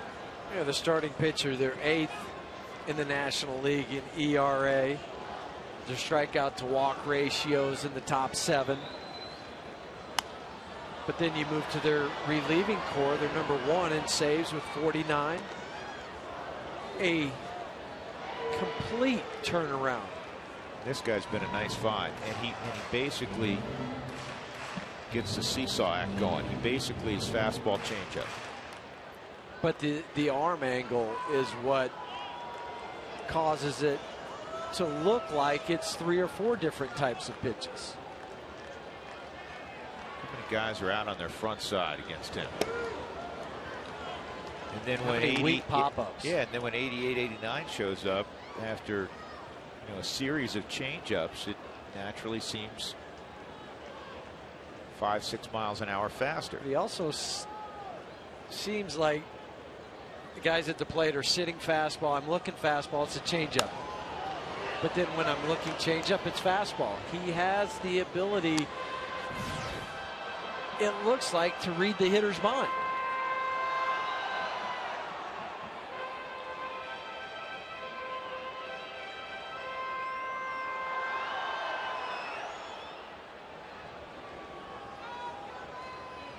Not only the debuts today for Willeen Rosario and Jordan Pacheco, but the announcement that Drew Pomerantz will start on Sunday for the Rockies. Strike 3. And speaking of Drew Pomerantz, Alana Rizzo has additional info. Yeah, Drew, thanks very much. From one Drew to the other as we're talking about Pomerantz. His much anticipated Rockies arrival happened earlier today. Now, he's not officially a Rocky. He hasn't yet been activated. He won't be activated until this weekend when he makes his major league debut with the Colorado Rockies. He will be pitching on Sunday against the Cincinnati Reds. He spoke earlier with the media. He doesn't have a lot of experience, guys. Just 20 games pitched in professional baseball. But he is the one nugget of that big Ubaldo Jimenez trade. The Rockies obviously hoping that he can certainly prove to be a good addition to this ball club. He says he's very competitive. He had never been to Colorado ever until he arrived here earlier today. He said the drive from the airport was nice. He actually came to the ballpark with former Cleveland Indians teammate, now Colorado Rockies teammate Alex White. We will see Drew Pomerantz, guys, on Sunday. 4.3 record, 1.78 ERA in his first year of pro ball. 22 years old. We'll get a look at him on Sunday. Yep, there'll be a lot of interested observers. Jason Giambi with the base hit. But you know what? Whatever happens, it's the same thing with Alex White. The one thing you have to caution, these guys are kids. And not that you want it to take 3-4 years, but they obviously are still very, very young in terms of professional experience, as Alana was pointing at. EY's going to run for Giambi. But you could also throw Rosario. I know Rosario's played a lot more games in the minor leagues than those two guys have, but he's still very young too. Don't make a rash judgment, I think would be the best way to put it, no matter what happens to Pomerantz's start on Sunday. Seth Smith will step up. Smitty a triple in the 5th inning leading off. He scored the Rockies' only run. I like this move by Jim Tracy. 1 out. Put Young on with Colmenter out there and see if he can steal a bag. Rockies trailing 2-1. Brothers and Street now throwing.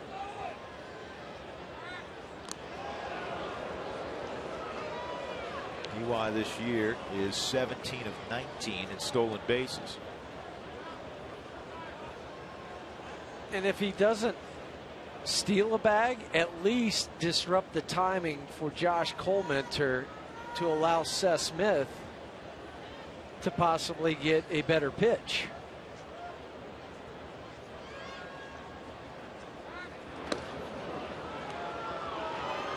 The first 25,000 fans at the game on Friday will receive Rockies reward coupons. That includes a special offer from Winter Park Resort.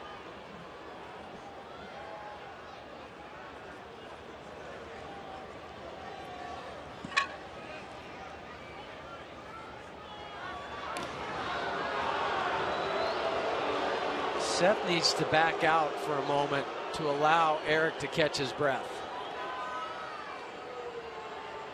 It's exactly what you want to do. Adjust the batting gloves. Slow it down. so Eric can get his lead again.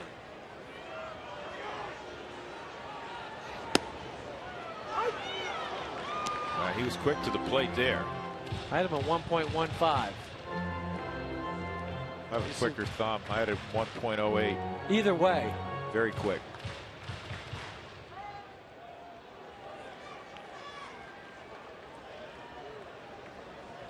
.3 is the average time pitchers take from the time they deliver the baseball till it reaches home.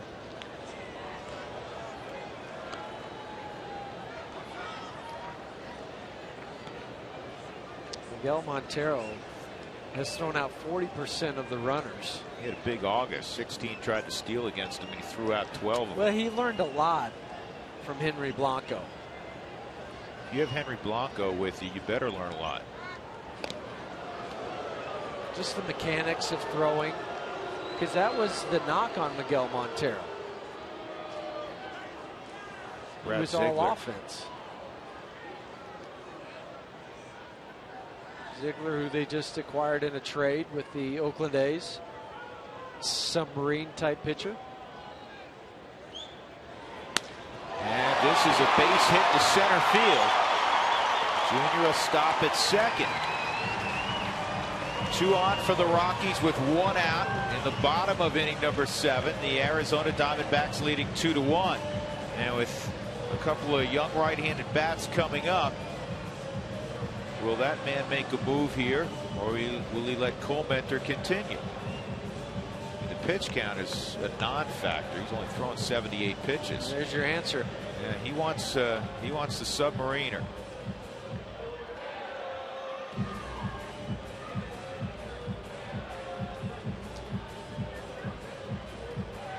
And I think part of this, Colmenter's pitched a beautiful ball game. We're talking about all the youth out there. Colmenter's a rookie. You can't forget that. Right. It's 20 starts at the big leagues.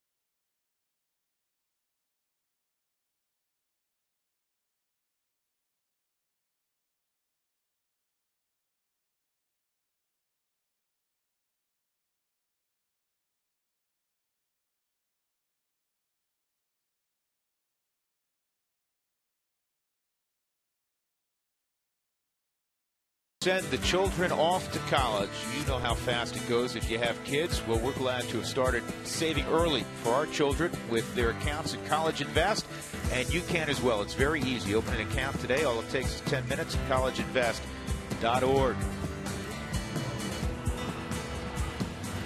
Well, Josh Colmenter, probably a year or two from now in the same situation. Kirk Gibson will let him go. But just 20 starts into his big league career, with 2 on in a 1-run ball game in a pennant race. Kirk Gibson said, we're going to go to the real tough right-hander, Brad Ziegler. And going against a youngster in Rosario, Ziegler, just a 188 batting average against. He's not allowed a home run now in 82 straight games. Here's Rosario, and he fouls his pitch off. Willeen in his first big league game, a fly ball to very deep center field. Caught by Chris Young about 405 feet from home plate. And then he hit a flare to second in an RBI situation. Smith at third, nobody out. So he's 0 for 2. What's unusual for a submariner like Ziegler is he starts so far over to the first base side. Yeah, I don't understand that. I was going to ask you about that. Why would you not be on the right side? Yeah, I mean, it's taking the advantage away. Why not be on that third base side? And hide the baseball longer. Obviously, he feels comfortable being on that side of the rubber and can throw strikes from there. Here's the 0-2.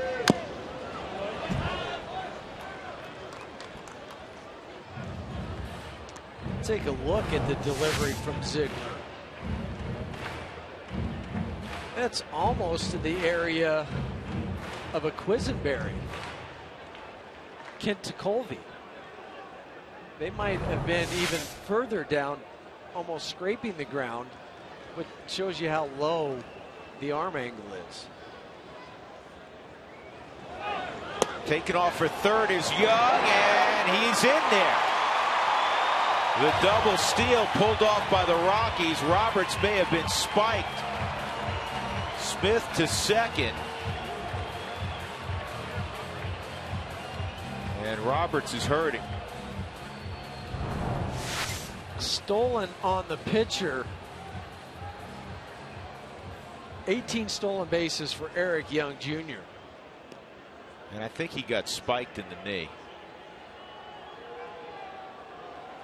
Oh, he got kicked. Oh, he stepped on at the end. Watch his foot come off the bag and then step on his toes on the left foot. But they were just with the molded cleats. Still hurts. But imagine if they were spikes. I'd rather not. I have. It's no fun. 18th stolen base for Eric Young, and for Seth Smith, number 9. It's number 9.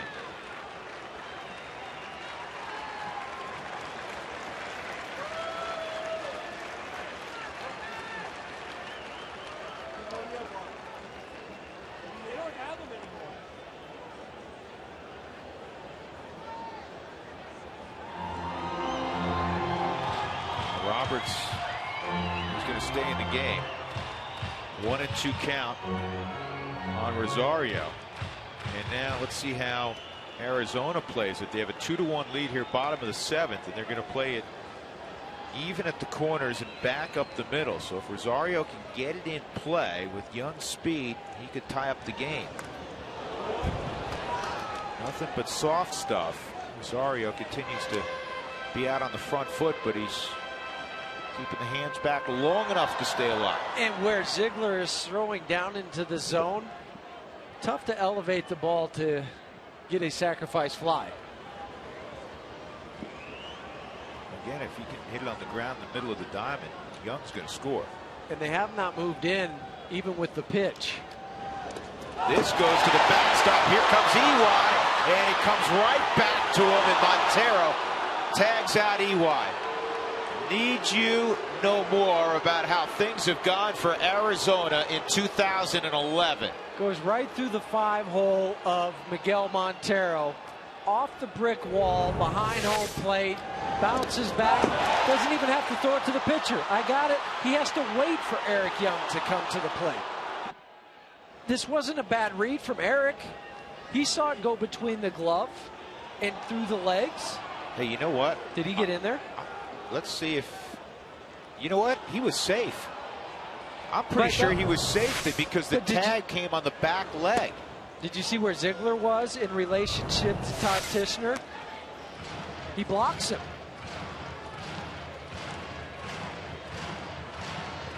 I don't know. It's hard to tell on that angle. But watch where Ziegler is. He blocks the umpire. Yeah, you're right. And Ziegler strikes out Rosario, and the Rockies, second and third, 1 out, do not score. We'll go to the 8th, 2-1 Arizona.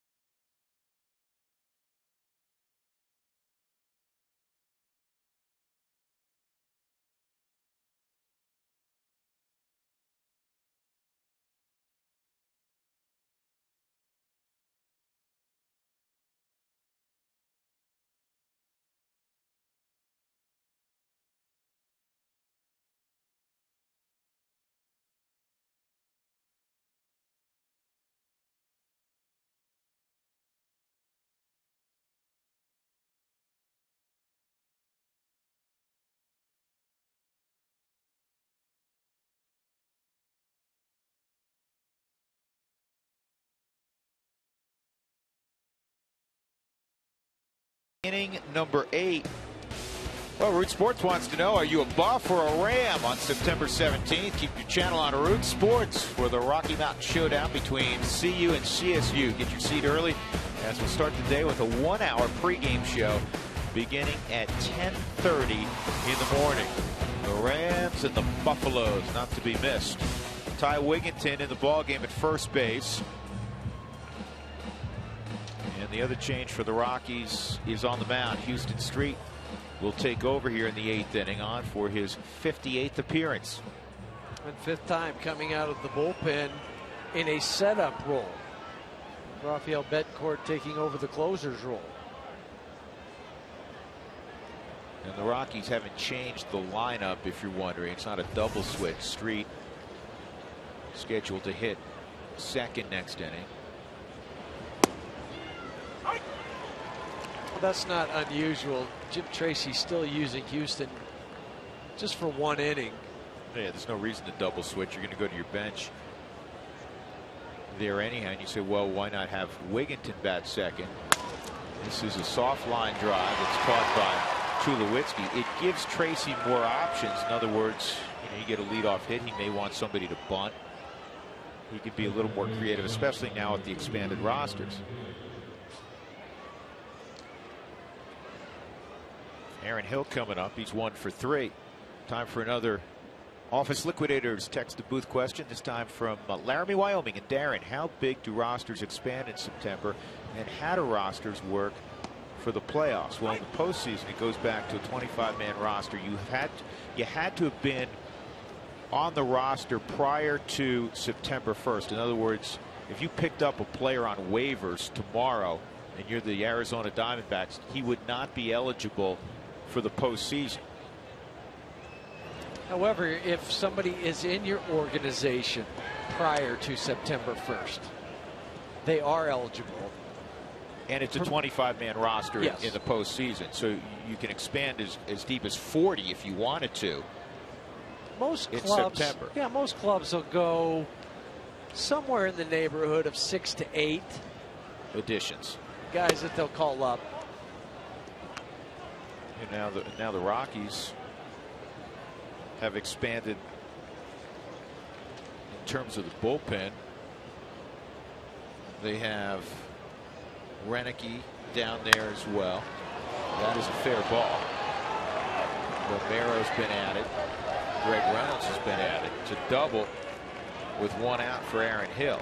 He continues to pull the baseball. He's hit the baseball to the left side 4 times tonight. Twice on the ground, fielded by Pacheco. That one right down the line. Yeah, and it doubled down the line yesterday. So his pattern is to pull the ball, as you mentioned.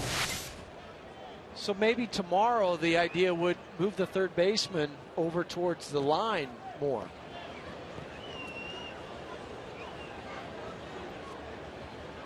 And lineup cards tend to get very colorful this time of year because you also have a lot of extra position players. So that's what the Rockies card looks like in their dugout. The red line through a player that's been utilized. That's why Ziegler's crossed out, Street's crossed out.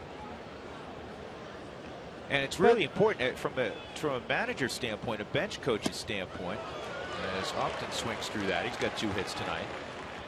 You're trying to keep track of options that the other manager has and how you counter them, and you're looking ahead not only sometimes just a couple of hitters, you're looking ahead a couple of innings. And I'm just looking back to Arizona's roster from when the Rockies played them a few days ago, and there are only 4 extra guys. Upton hits a fly ball. It's hunting the seats down the third base line. So Arizona chose to bring up 2 position players, an extra catcher and Robbie Hammock, and they activated Jeff Blum off the DL.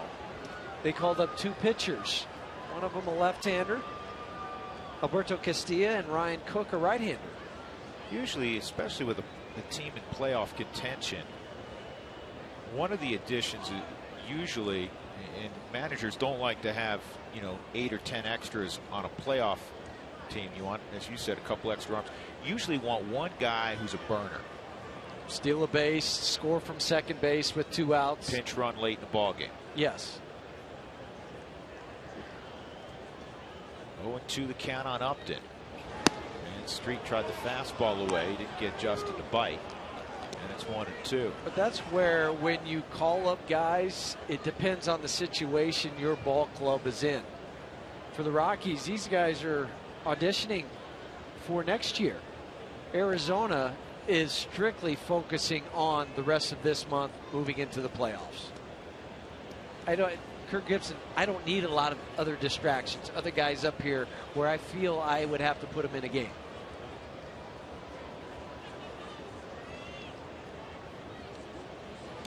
Swung on and missed. Upton strikes out. And he turns and heads back to the dugout. So Rosario holds the baseball long enough and realizes he doesn't have to make a tag. There are 2 outs, and that'll bring up Miguel Montero.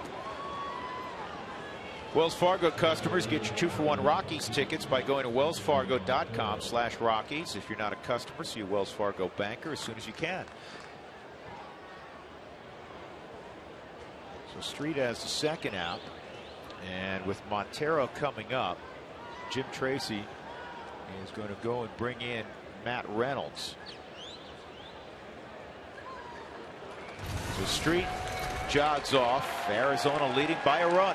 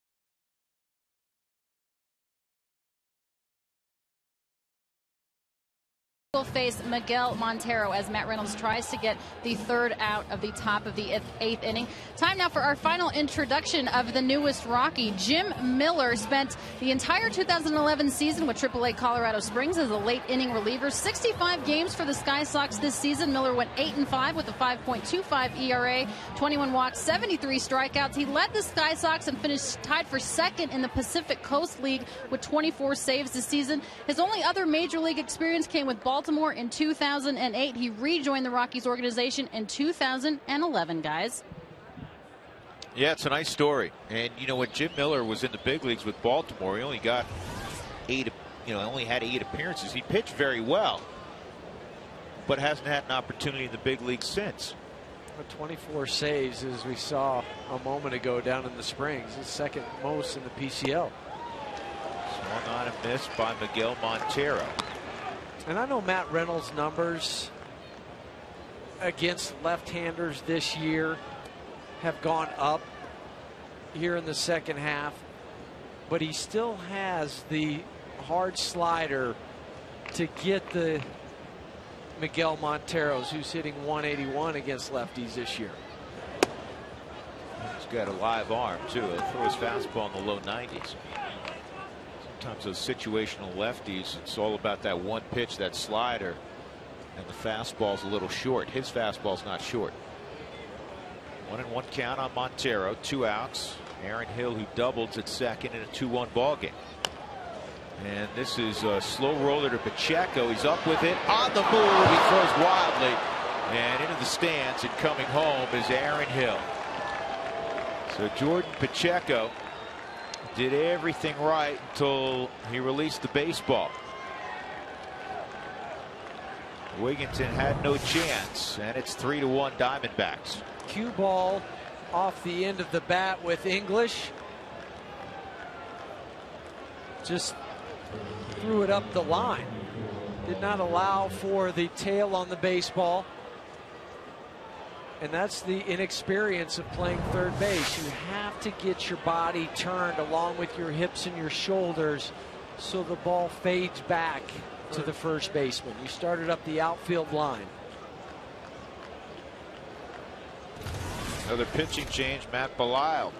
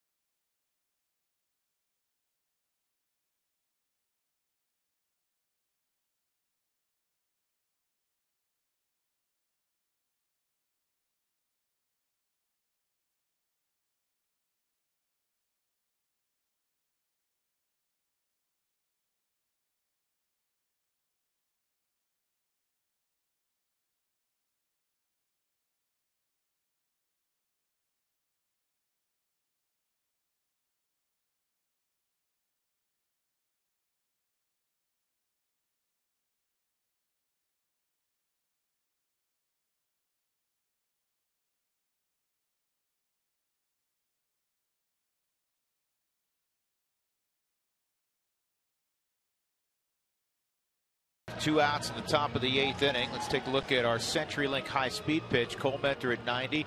Jason Hamill, who pitched the best game he's thrown in a long time. He hit 95 on a couple of occasions. Paul Goldschmidt will hit against Matt Belisle. At second base is Miguel Montero.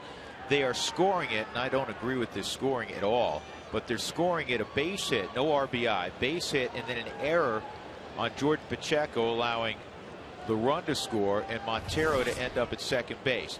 That ball was fielded cleanly, and if the throw is on line, Montero's out by a couple of steps. That's not a hit. No. That's a straight error.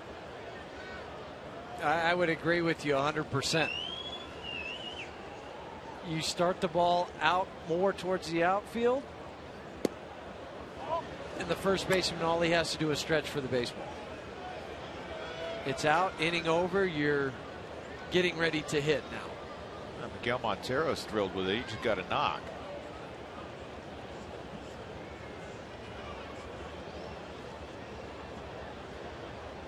Goldschmidt doubled and scored last inning. One ball, one strike.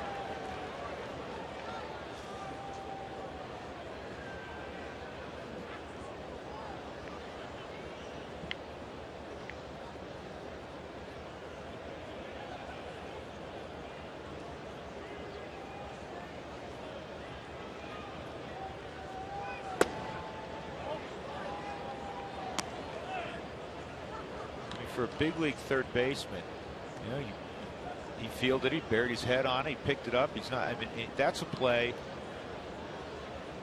that everything was right. It's just the throw was bad, and that's on the third baseman in this case, on Jordan Pacheco. That's a play that big leaguers make. What's the line? Extraordinary effort. That was just a normal effort for a third baseman. Yeah, a slow roller. Something you practice daily almost. Now if Miguel Montero was about to hit the bag there as the ball went flying by, I could see saying, hey, he would have been safe even if the the throw is on line. Or Eric Young running. But Montero clearly on the video is going to be out. This is caught by Cargo, reaching up to rob Goldschmidt in the inning. An unearned run, and it's 3-1 Arizona. Middle of 8.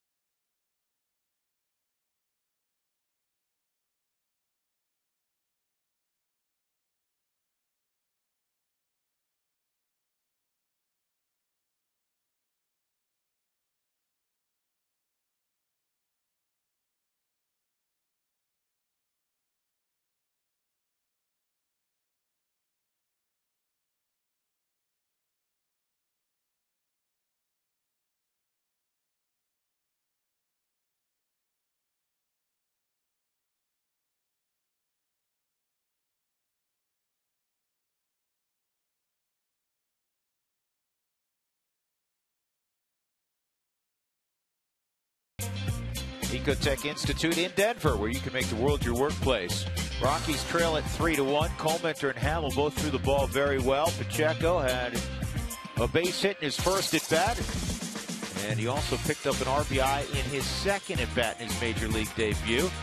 Seth Smith has a couple of hits today, including a triple and a run scored. Miguel Montero, because of the gift infield hit, has a 14-game hitting streak. George Pacheco to face David Hernandez, the 8th inning man for Arizona. On deck is Kevin Kuzminoff to hit for Matt Belisle. 21 holds on the season for David Hernandez, 176 batting average against. Also throw in 11 saves, filling in beautifully for J.J. Putz when he was on the DL.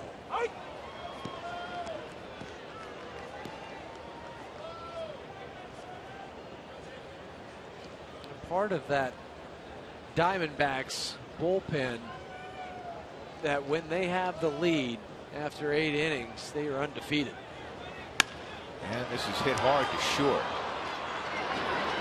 A good pickup by John McDonald. Hey, you want to be at Coors Field this Saturday for Colorado Lottery's Mega Millions Day. Select fans will win prizes courtesy of the Colorado Lottery.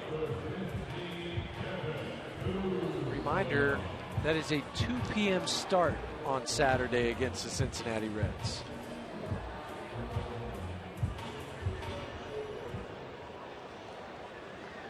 Kevin Kuzminoff has been playing every day. Gives way tonight to Jordan Pacheco.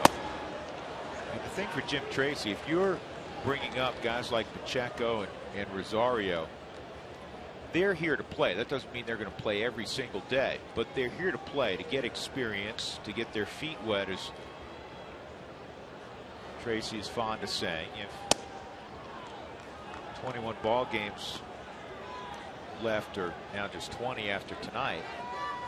And he also has had conversations with guys like Chris Ionetta. He said, you know, you're not going to play as much down the stretch, but in no way, shape, or form, there's a base hit, should you read anything into that. In fact, he was very complimentary of Chris, especially how well he's played defense the last 6 weeks, and he's hit just under 290 in the second half. So Chris has done nothing to lose playing time, but as a big leaguer, you know that this time of year guys are going to get look-sees, and Chris is very much aware that Rosario is one of their top prospects. Yeah, and Chris has a .370 on-base percentage, but the bottom line is you're 15 games under 500. Moving forward, you have to look at these guys. Maybe tomorrow Pacheco will be at second base for Mark Ellis, and Kuzminov will be back at third. Dexter Fowler, some recent history against Hernandez, and not here. He grounds into a force out. That's a nice play by Goldschmidt. Off the bat, I thought that was going to find its way into right field. Quick feet. We saw it on a pop-up down the first baseline in Arizona. Coming off the bag, staying low. Snap throw to second base. McDonald with the relay. But Dexter's wheels beat it out.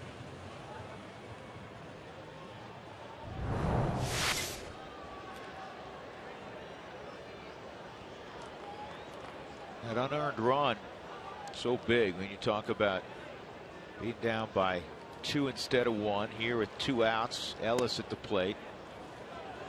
You know, it eliminates any possibility of trying to swipe a bag here if you're Dexter Fowler. Now in a 1-run game, I'm not saying he definitely would go, but you're not sure. It's within the realm of possibility. And you also had the pass ball back in the 7th inning to allow the Diamondbacks to score their second run. But you're going to have growing pains with 2 youngsters making their major league debut. Yep.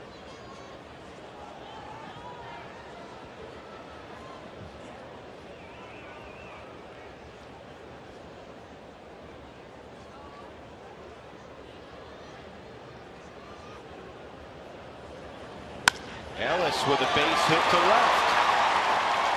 And now 2 on for Carlos Gonzalez.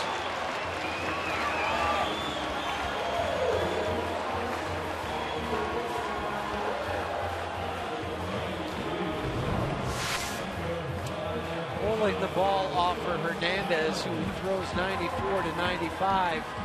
Need to start the bat sooner than you would off a Cole Mentor.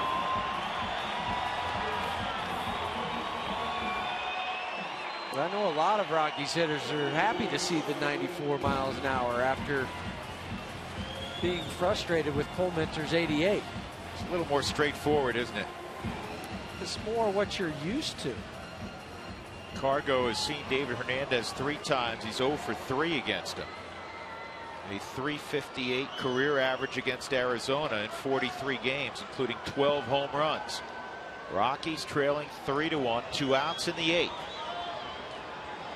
2 on and 2 outs.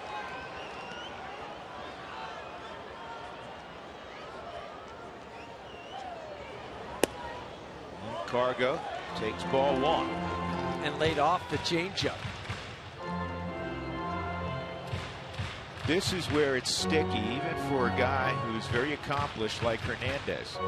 Yeah, they're 2 outs, but he's got an all-star caliber player at the plate in Gonzalez, and he's got another one sitting behind him in Tulowitzki.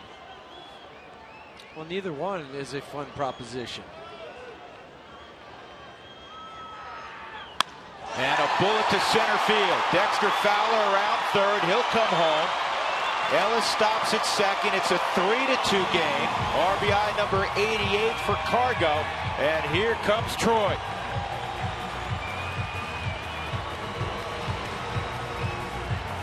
After laying off the changeup, fastball, 4-seam, up and away. Beautiful head positioning from Carlos Gonzalez, staying behind the baseball. Everything good hitters do, he did with that swing. While they conference at the mound, we have to do a little laundry. We have to answer our AT&T trivia question. What's the National League record for RBIs in a season by a shortstop? I think a let's play 2. Ernie Banks drove in 143 back in the late 50s. Since 74, the most RBIs by National League shortstops. The 105 driven in by Hanley Ramirez a few years ago. That could go down this year. Troy at 100. And he was fooled. That gets away. Ellis is going to move up. Gonzalez will move up. Be a pass ball on Miguel Montero. So now a base hit gives the Rockies the lead. And both Ellis and Gonzalez were not going to move up because they lost sight of the ball and didn't think it got that far past Montero. Well, you have to realize that get into that extra man into scoring position. 0-1, fly ball, left center field and deep. Way back, and she's gone! 3-run home run, Troy Tulowitzki, number 30. And the Rockies have taken a 5-3 lead.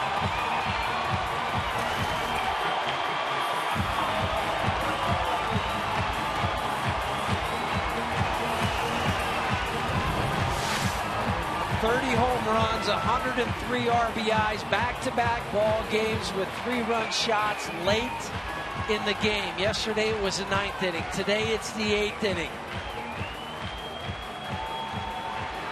And talk about driving a ball in the heavy rain, damp air to the deepest part of the park. Troy did. We were talking about how difficult it is for a pitcher with traffic to navigate Carlos Gonzalez and Troy Tulowitzki. Cargo an RBI base hit. Troy a 3-run bomb, and just like that, a 3-1 deficit turns into a 5-3 advantage. And you get your closer up.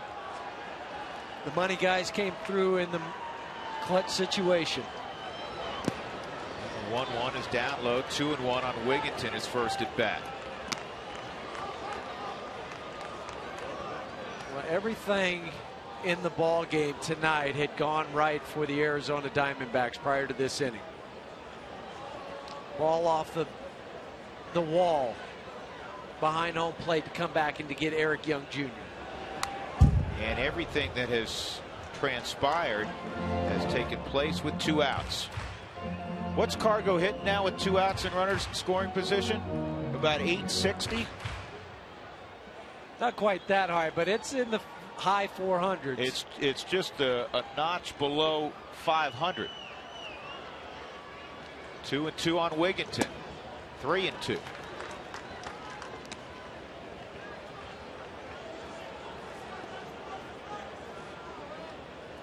Win percentage leading after 8 innings, 74-0 for the Diamondbacks, and this would count against that. That's a base hit up the middle because it's the bottom of the 8th inning. But Arizona has been very good at holding leads late.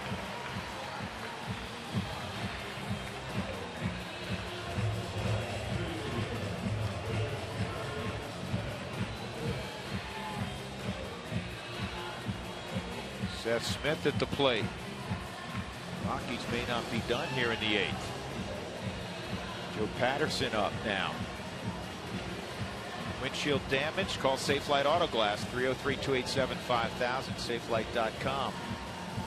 Cargo's hitting .478 with 2 outs and runners in scoring position.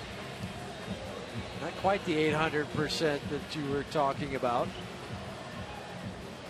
.478. Kirk Gibson coming out. How about Troy Tulowitzki? 30 jacks this year, second time in his career. He had 32 2 years ago in 09. Since 1974, National League shortstops with 30 or more home runs. Rich Aurelia in 01 with the Giants hit 36. Hanley Ramirez in 08 with the Marlins hit 33. Larkin in 96 with the Reds hit 32. Tulo 32. Now he's got 30. Jimmy Rollins with 30. And David Hernandez, who was leaving the game anyhow, just got run by the home plate umpire Todd Tishner. He evidently felt he was squeezed on a pitch or two. Maybe the first pitch to Carlos. It has more to do with giving up 4 runs.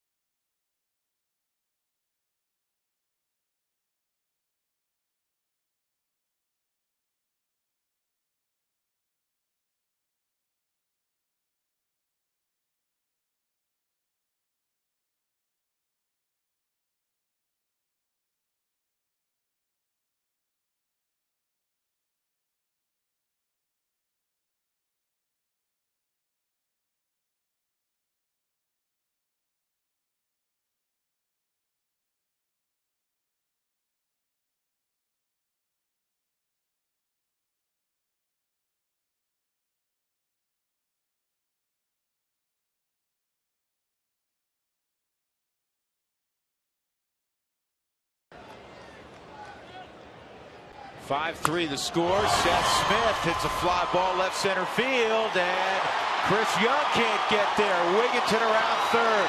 He'll score easily. Smith hunting his second double of the night. He's got a triple of the night. He's got it. And it's a 6-3 ball game. His 9th triple of the year. Second time this year Smith has hit a pair in a game. 5 here in the 8th for Colorado. Seth Smith is now hitting .500 off of Joe Patterson. 3 for 6. In all these knocks in 2011, left on left have to feel beautiful for Smith. Well, considering what happened last year, left on left, just 8 hits. More opportunities for Seth. Also, Joe Patterson, the definition of a left-handed specialist. Prior to that hit from Seth Smith, lefties just a .202 average against, or .205, excuse me. Book closed on David Hernandez. It's not a book he wants to read ever again. 2/3 of an inning, 5 runs on 5 hits, and an ejection. So it's costly to the ERA, it's costly to the ego, and it'll be costly to his pocketbook. Willeen Rosario looking for his first big league knock. Fly ball deep center field. A flare to second. And a strikeout against Brad Ziegler. And now he's going to reach for the first time in his career, a 4-pitch walk. And that'll bring up Jordan Pacheco, who began the inning with a sharp ground out to short, which seems like 3 days ago. 10th man to hit here in the 8th inning. There haven't been too many nights like this for Kirk Gibson lately. Keep in mind the Diamondbacks had won 12 of 13 coming in. And during that time, their pitching staff had a .202 ERA and a batting average against just below .230.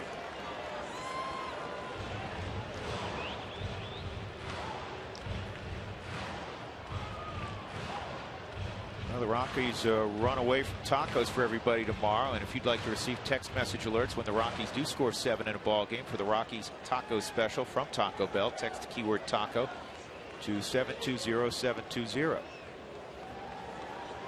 A lot of cool things happen when you write something down and then text 720-720. Best being tacos. Tacos, yeah. Toyota get to participate in the 6th inning or the post-game show. 1-1 on Jordan Pacheco. 1st and 3rd. Good eye. 2-1.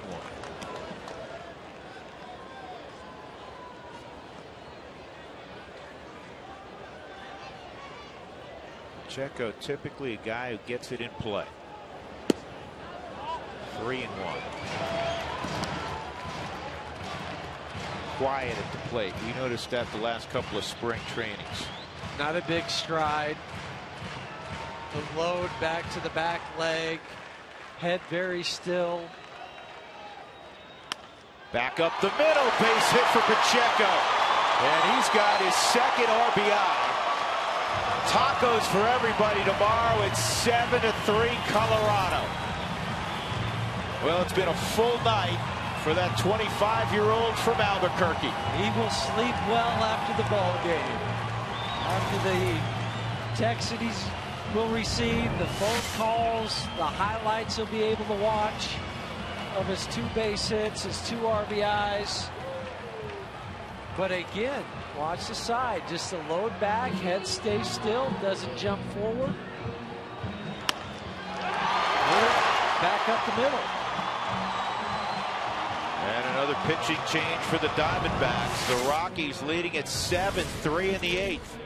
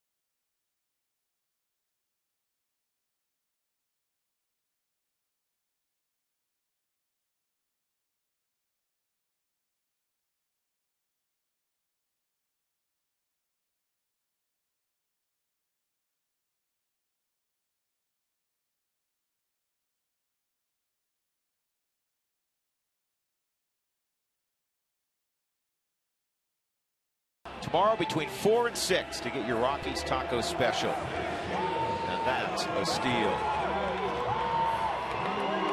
7-3 Rockies. Sam Demmel is now on. Well, the big problem for Demmel was his control. Walking batters. Spent some time back down in AAA to try to refine the mechanics. Was involved in the decision the other night out in San Francisco when the Diamondbacks lost the first night on Friday night. Kevin Kuzminoff, pinch hitter, is second at bat of the inning. He singled his first time up. And then Dexter Fowler hit a sharp ground ball that Goldschmidt gloved, got the force at second. So there's a man on first and 2 outs. Since then, the Rockies have scored 6 runs. They now have 12 hits. Kuzminoff a big cut, 1-1. And the third pitcher the Diamondbacks have had to use this inning.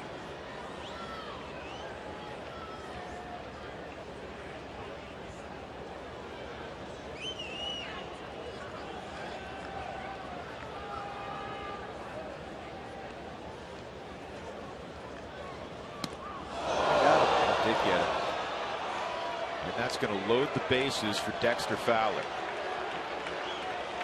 Well, from Arizona's perspective, this is the inning that wouldn't end. The wheels have fallen off. Whatever else you want to use. Thing that Kevin had the arm guard on. Protect the elbow. Jim Miller has joined Rafael Betancourt. Bases loaded for Dex.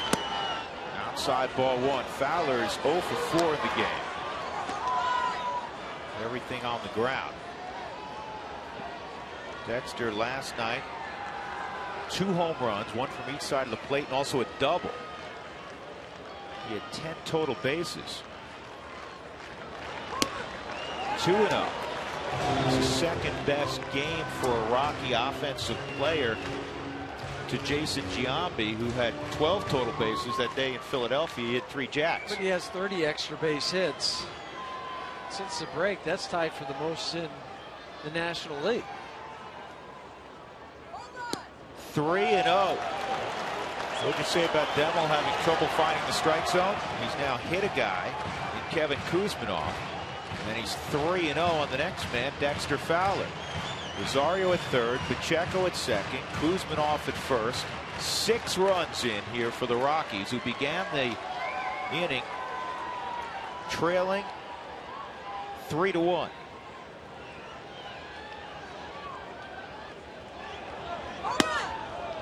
It's down the middle. It's 3-1.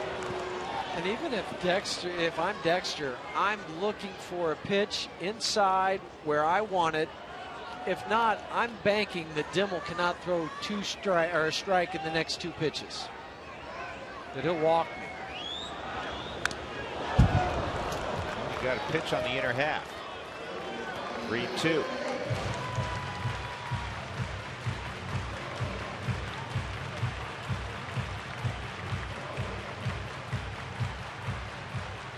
They're the runners. Rosario and Pacheco in their big league debuts. Kuzminoff, he's been out there before. Here's the 3-2. And Dex pulls it foul.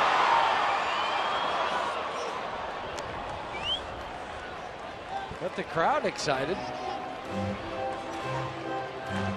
Look at this. Tulowitzki with the 3-run home run earlier in the inning has 31 extra base hits in the second half. That's first in the National League. His buddy Dexter Fowler's right behind him with 30. And even when you talk about overall hits, Dex in the top 6 or 7 in the National League. Second in doubles, first with the 10 triples. Just a great second half. Another 3-2 way outside. Ball 4, and that'll force in Rosario. And for Fowler, his 39th RBI. And that'll bring Mark Ellis to the plate. It is 8-3.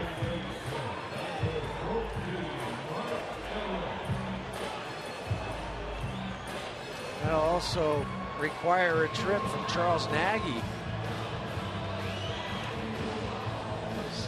offering some encouragement.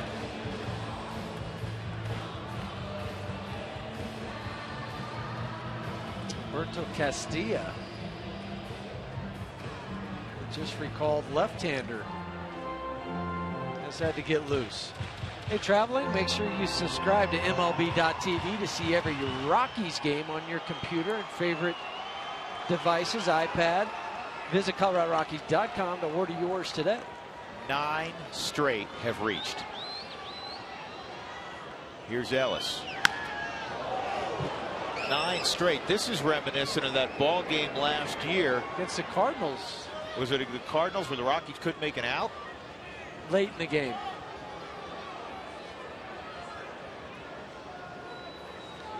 Ellis singled about 20 minutes ago. This is in the air to center field, pretty well hit. Young going back, still going back, and he makes the catch. And the inning is finally over for Arizona. The Rockies getting a standing O from the crowd. 8-3 Colorado. Tulowitzki with the enormous 3-run home run to give Colorado their initial lead.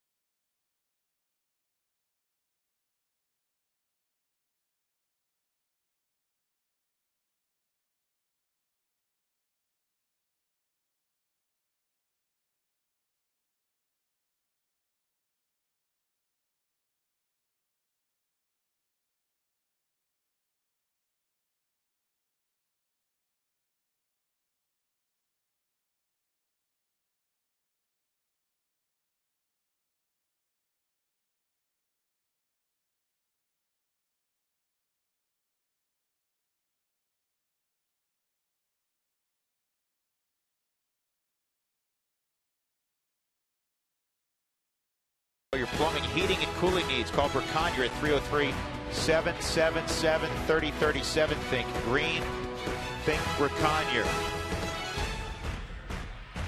Rockies up 8-3 after their biggest inning of the year, a 7-run eighth. It's going to be a fun post-game show, I guarantee you that. Tom Helmer's got more. Drew, we're going to talk Pacheco. Jordan Pacheco in his first Major League Baseball game gets a pair of hits and drives in a pair of runs. We'll also talk baby boomer Jason Hamill. George Frazier said it last night. Bet on the new dad. Well, Jason Hamill came through as a first-time father, pitched 7 strong innings, and of course we'll get you into the clubhouse after the ball game. It's all coming up on the Toyota Post Game Show. Drew? All right, Tom, thanks very much. I think for Hamill, it's his best outing since a ball game in St. Louis when he went 6 1/3, allowed a run on 5 hits, beating the Cardinals. And also, there's Rafael Betancourt. Even though it's not a safe situation, he's still going to work the final 3 outs.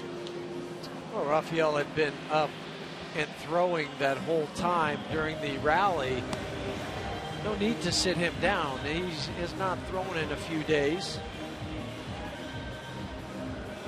3 days to be exact. Last day was the 3rd out in San Diego. But to go back to Jason Hamill for a moment, remember too, he was throwing to a rookie catcher. Yes, he was. So all that combined, great out. He has a lot to be proud of tonight.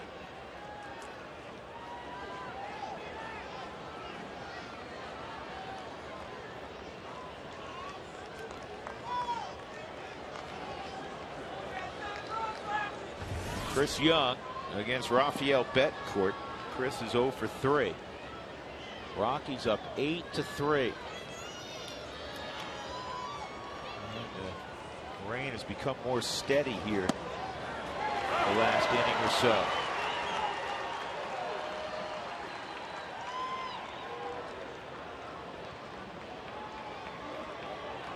Those uniforms for the Diamondbacks have to be feeling heavy after being out in the rain for 20+ minutes that last half inning.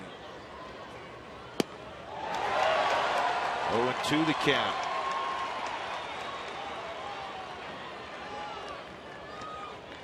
We've talked about it before, Drew, the quickness with which Rafael Betancourt is now working in ball games since he's taken over the closer's role. Much quicker. Much quicker, I would agree with you. 12 came to bat in that last half inning for the Rockies. Here's the 0-2.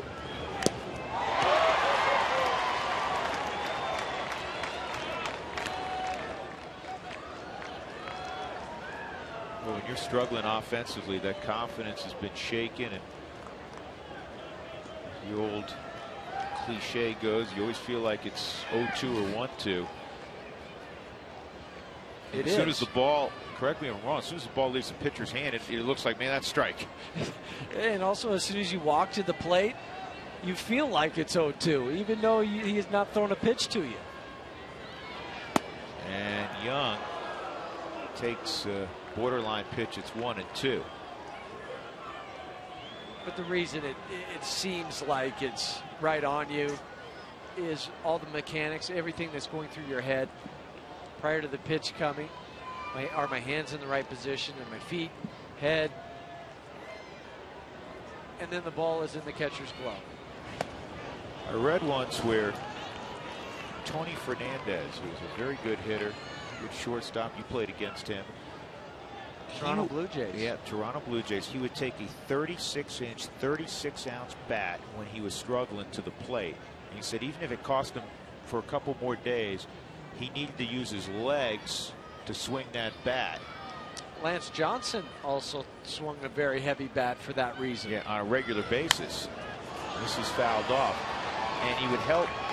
He felt like it would help him get out of a slump, and then he'd return to a more conventional sized bat. But it takes everything out of the equation as far as your mental look, your outlook. All you think about is how heavy this bat is, and I need to swing it.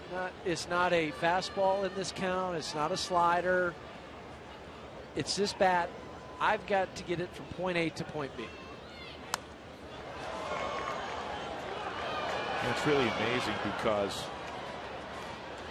when you think of an ounce or 2 ounces, it doesn't feel like anything if you're, picking up an orange or an apple. But if you're talking about 2 ounces swinging a bat from, say, 32 ounces to 34 ounces for a hitter, it feels like a... Equated to a 5-pound weight to a 20-pound weight. That's the difference those 2 ounces feel in a bat to a ball player. Huge, huh? 2-2. 3-2. You wouldn't think it would be.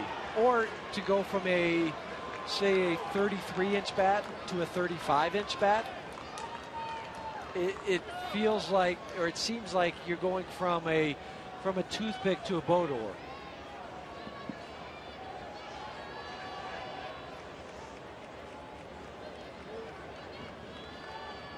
Three-two on Young. And that's fouled off into the seats.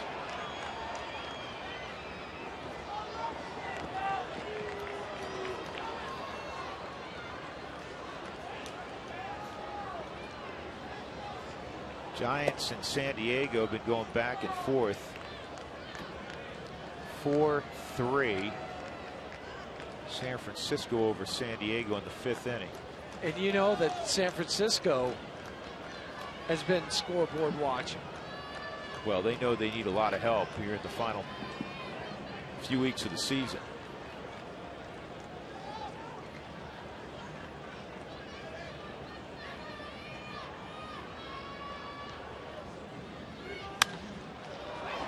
Left field, right at Seth Smith.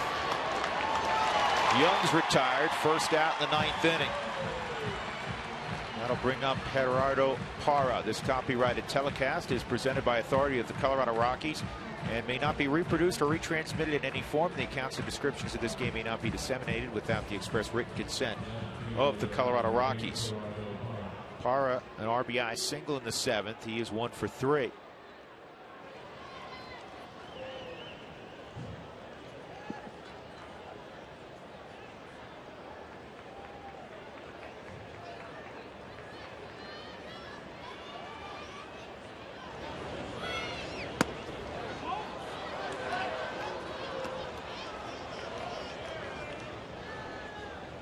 You know who's in line for the victory tonight? Belisle. Matt Belisle, and it would be 10. Number 10. All out of the bullpen. That would lead all National League relievers. That's a strike. 1-1. In fact, that would lead all Major League relievers.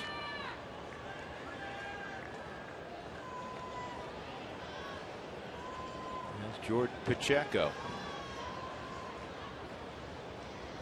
First ball game in the big leagues, a major contributor. 2 outs. And it had to feel really good for him to be a big part of that rally in the 8th inning after the error in the previous inning. Gave Arizona what they thought was at the time an insurance run to go ahead 3-1. Wasn't enough insurance. A chance to redeem yourself. Yep. And he did. 2 outs, nobody on. John McDonald, a double, a walk, and a fly ball to Seth Smith. Lean Rosario also redeemed himself with the walk and scored a run.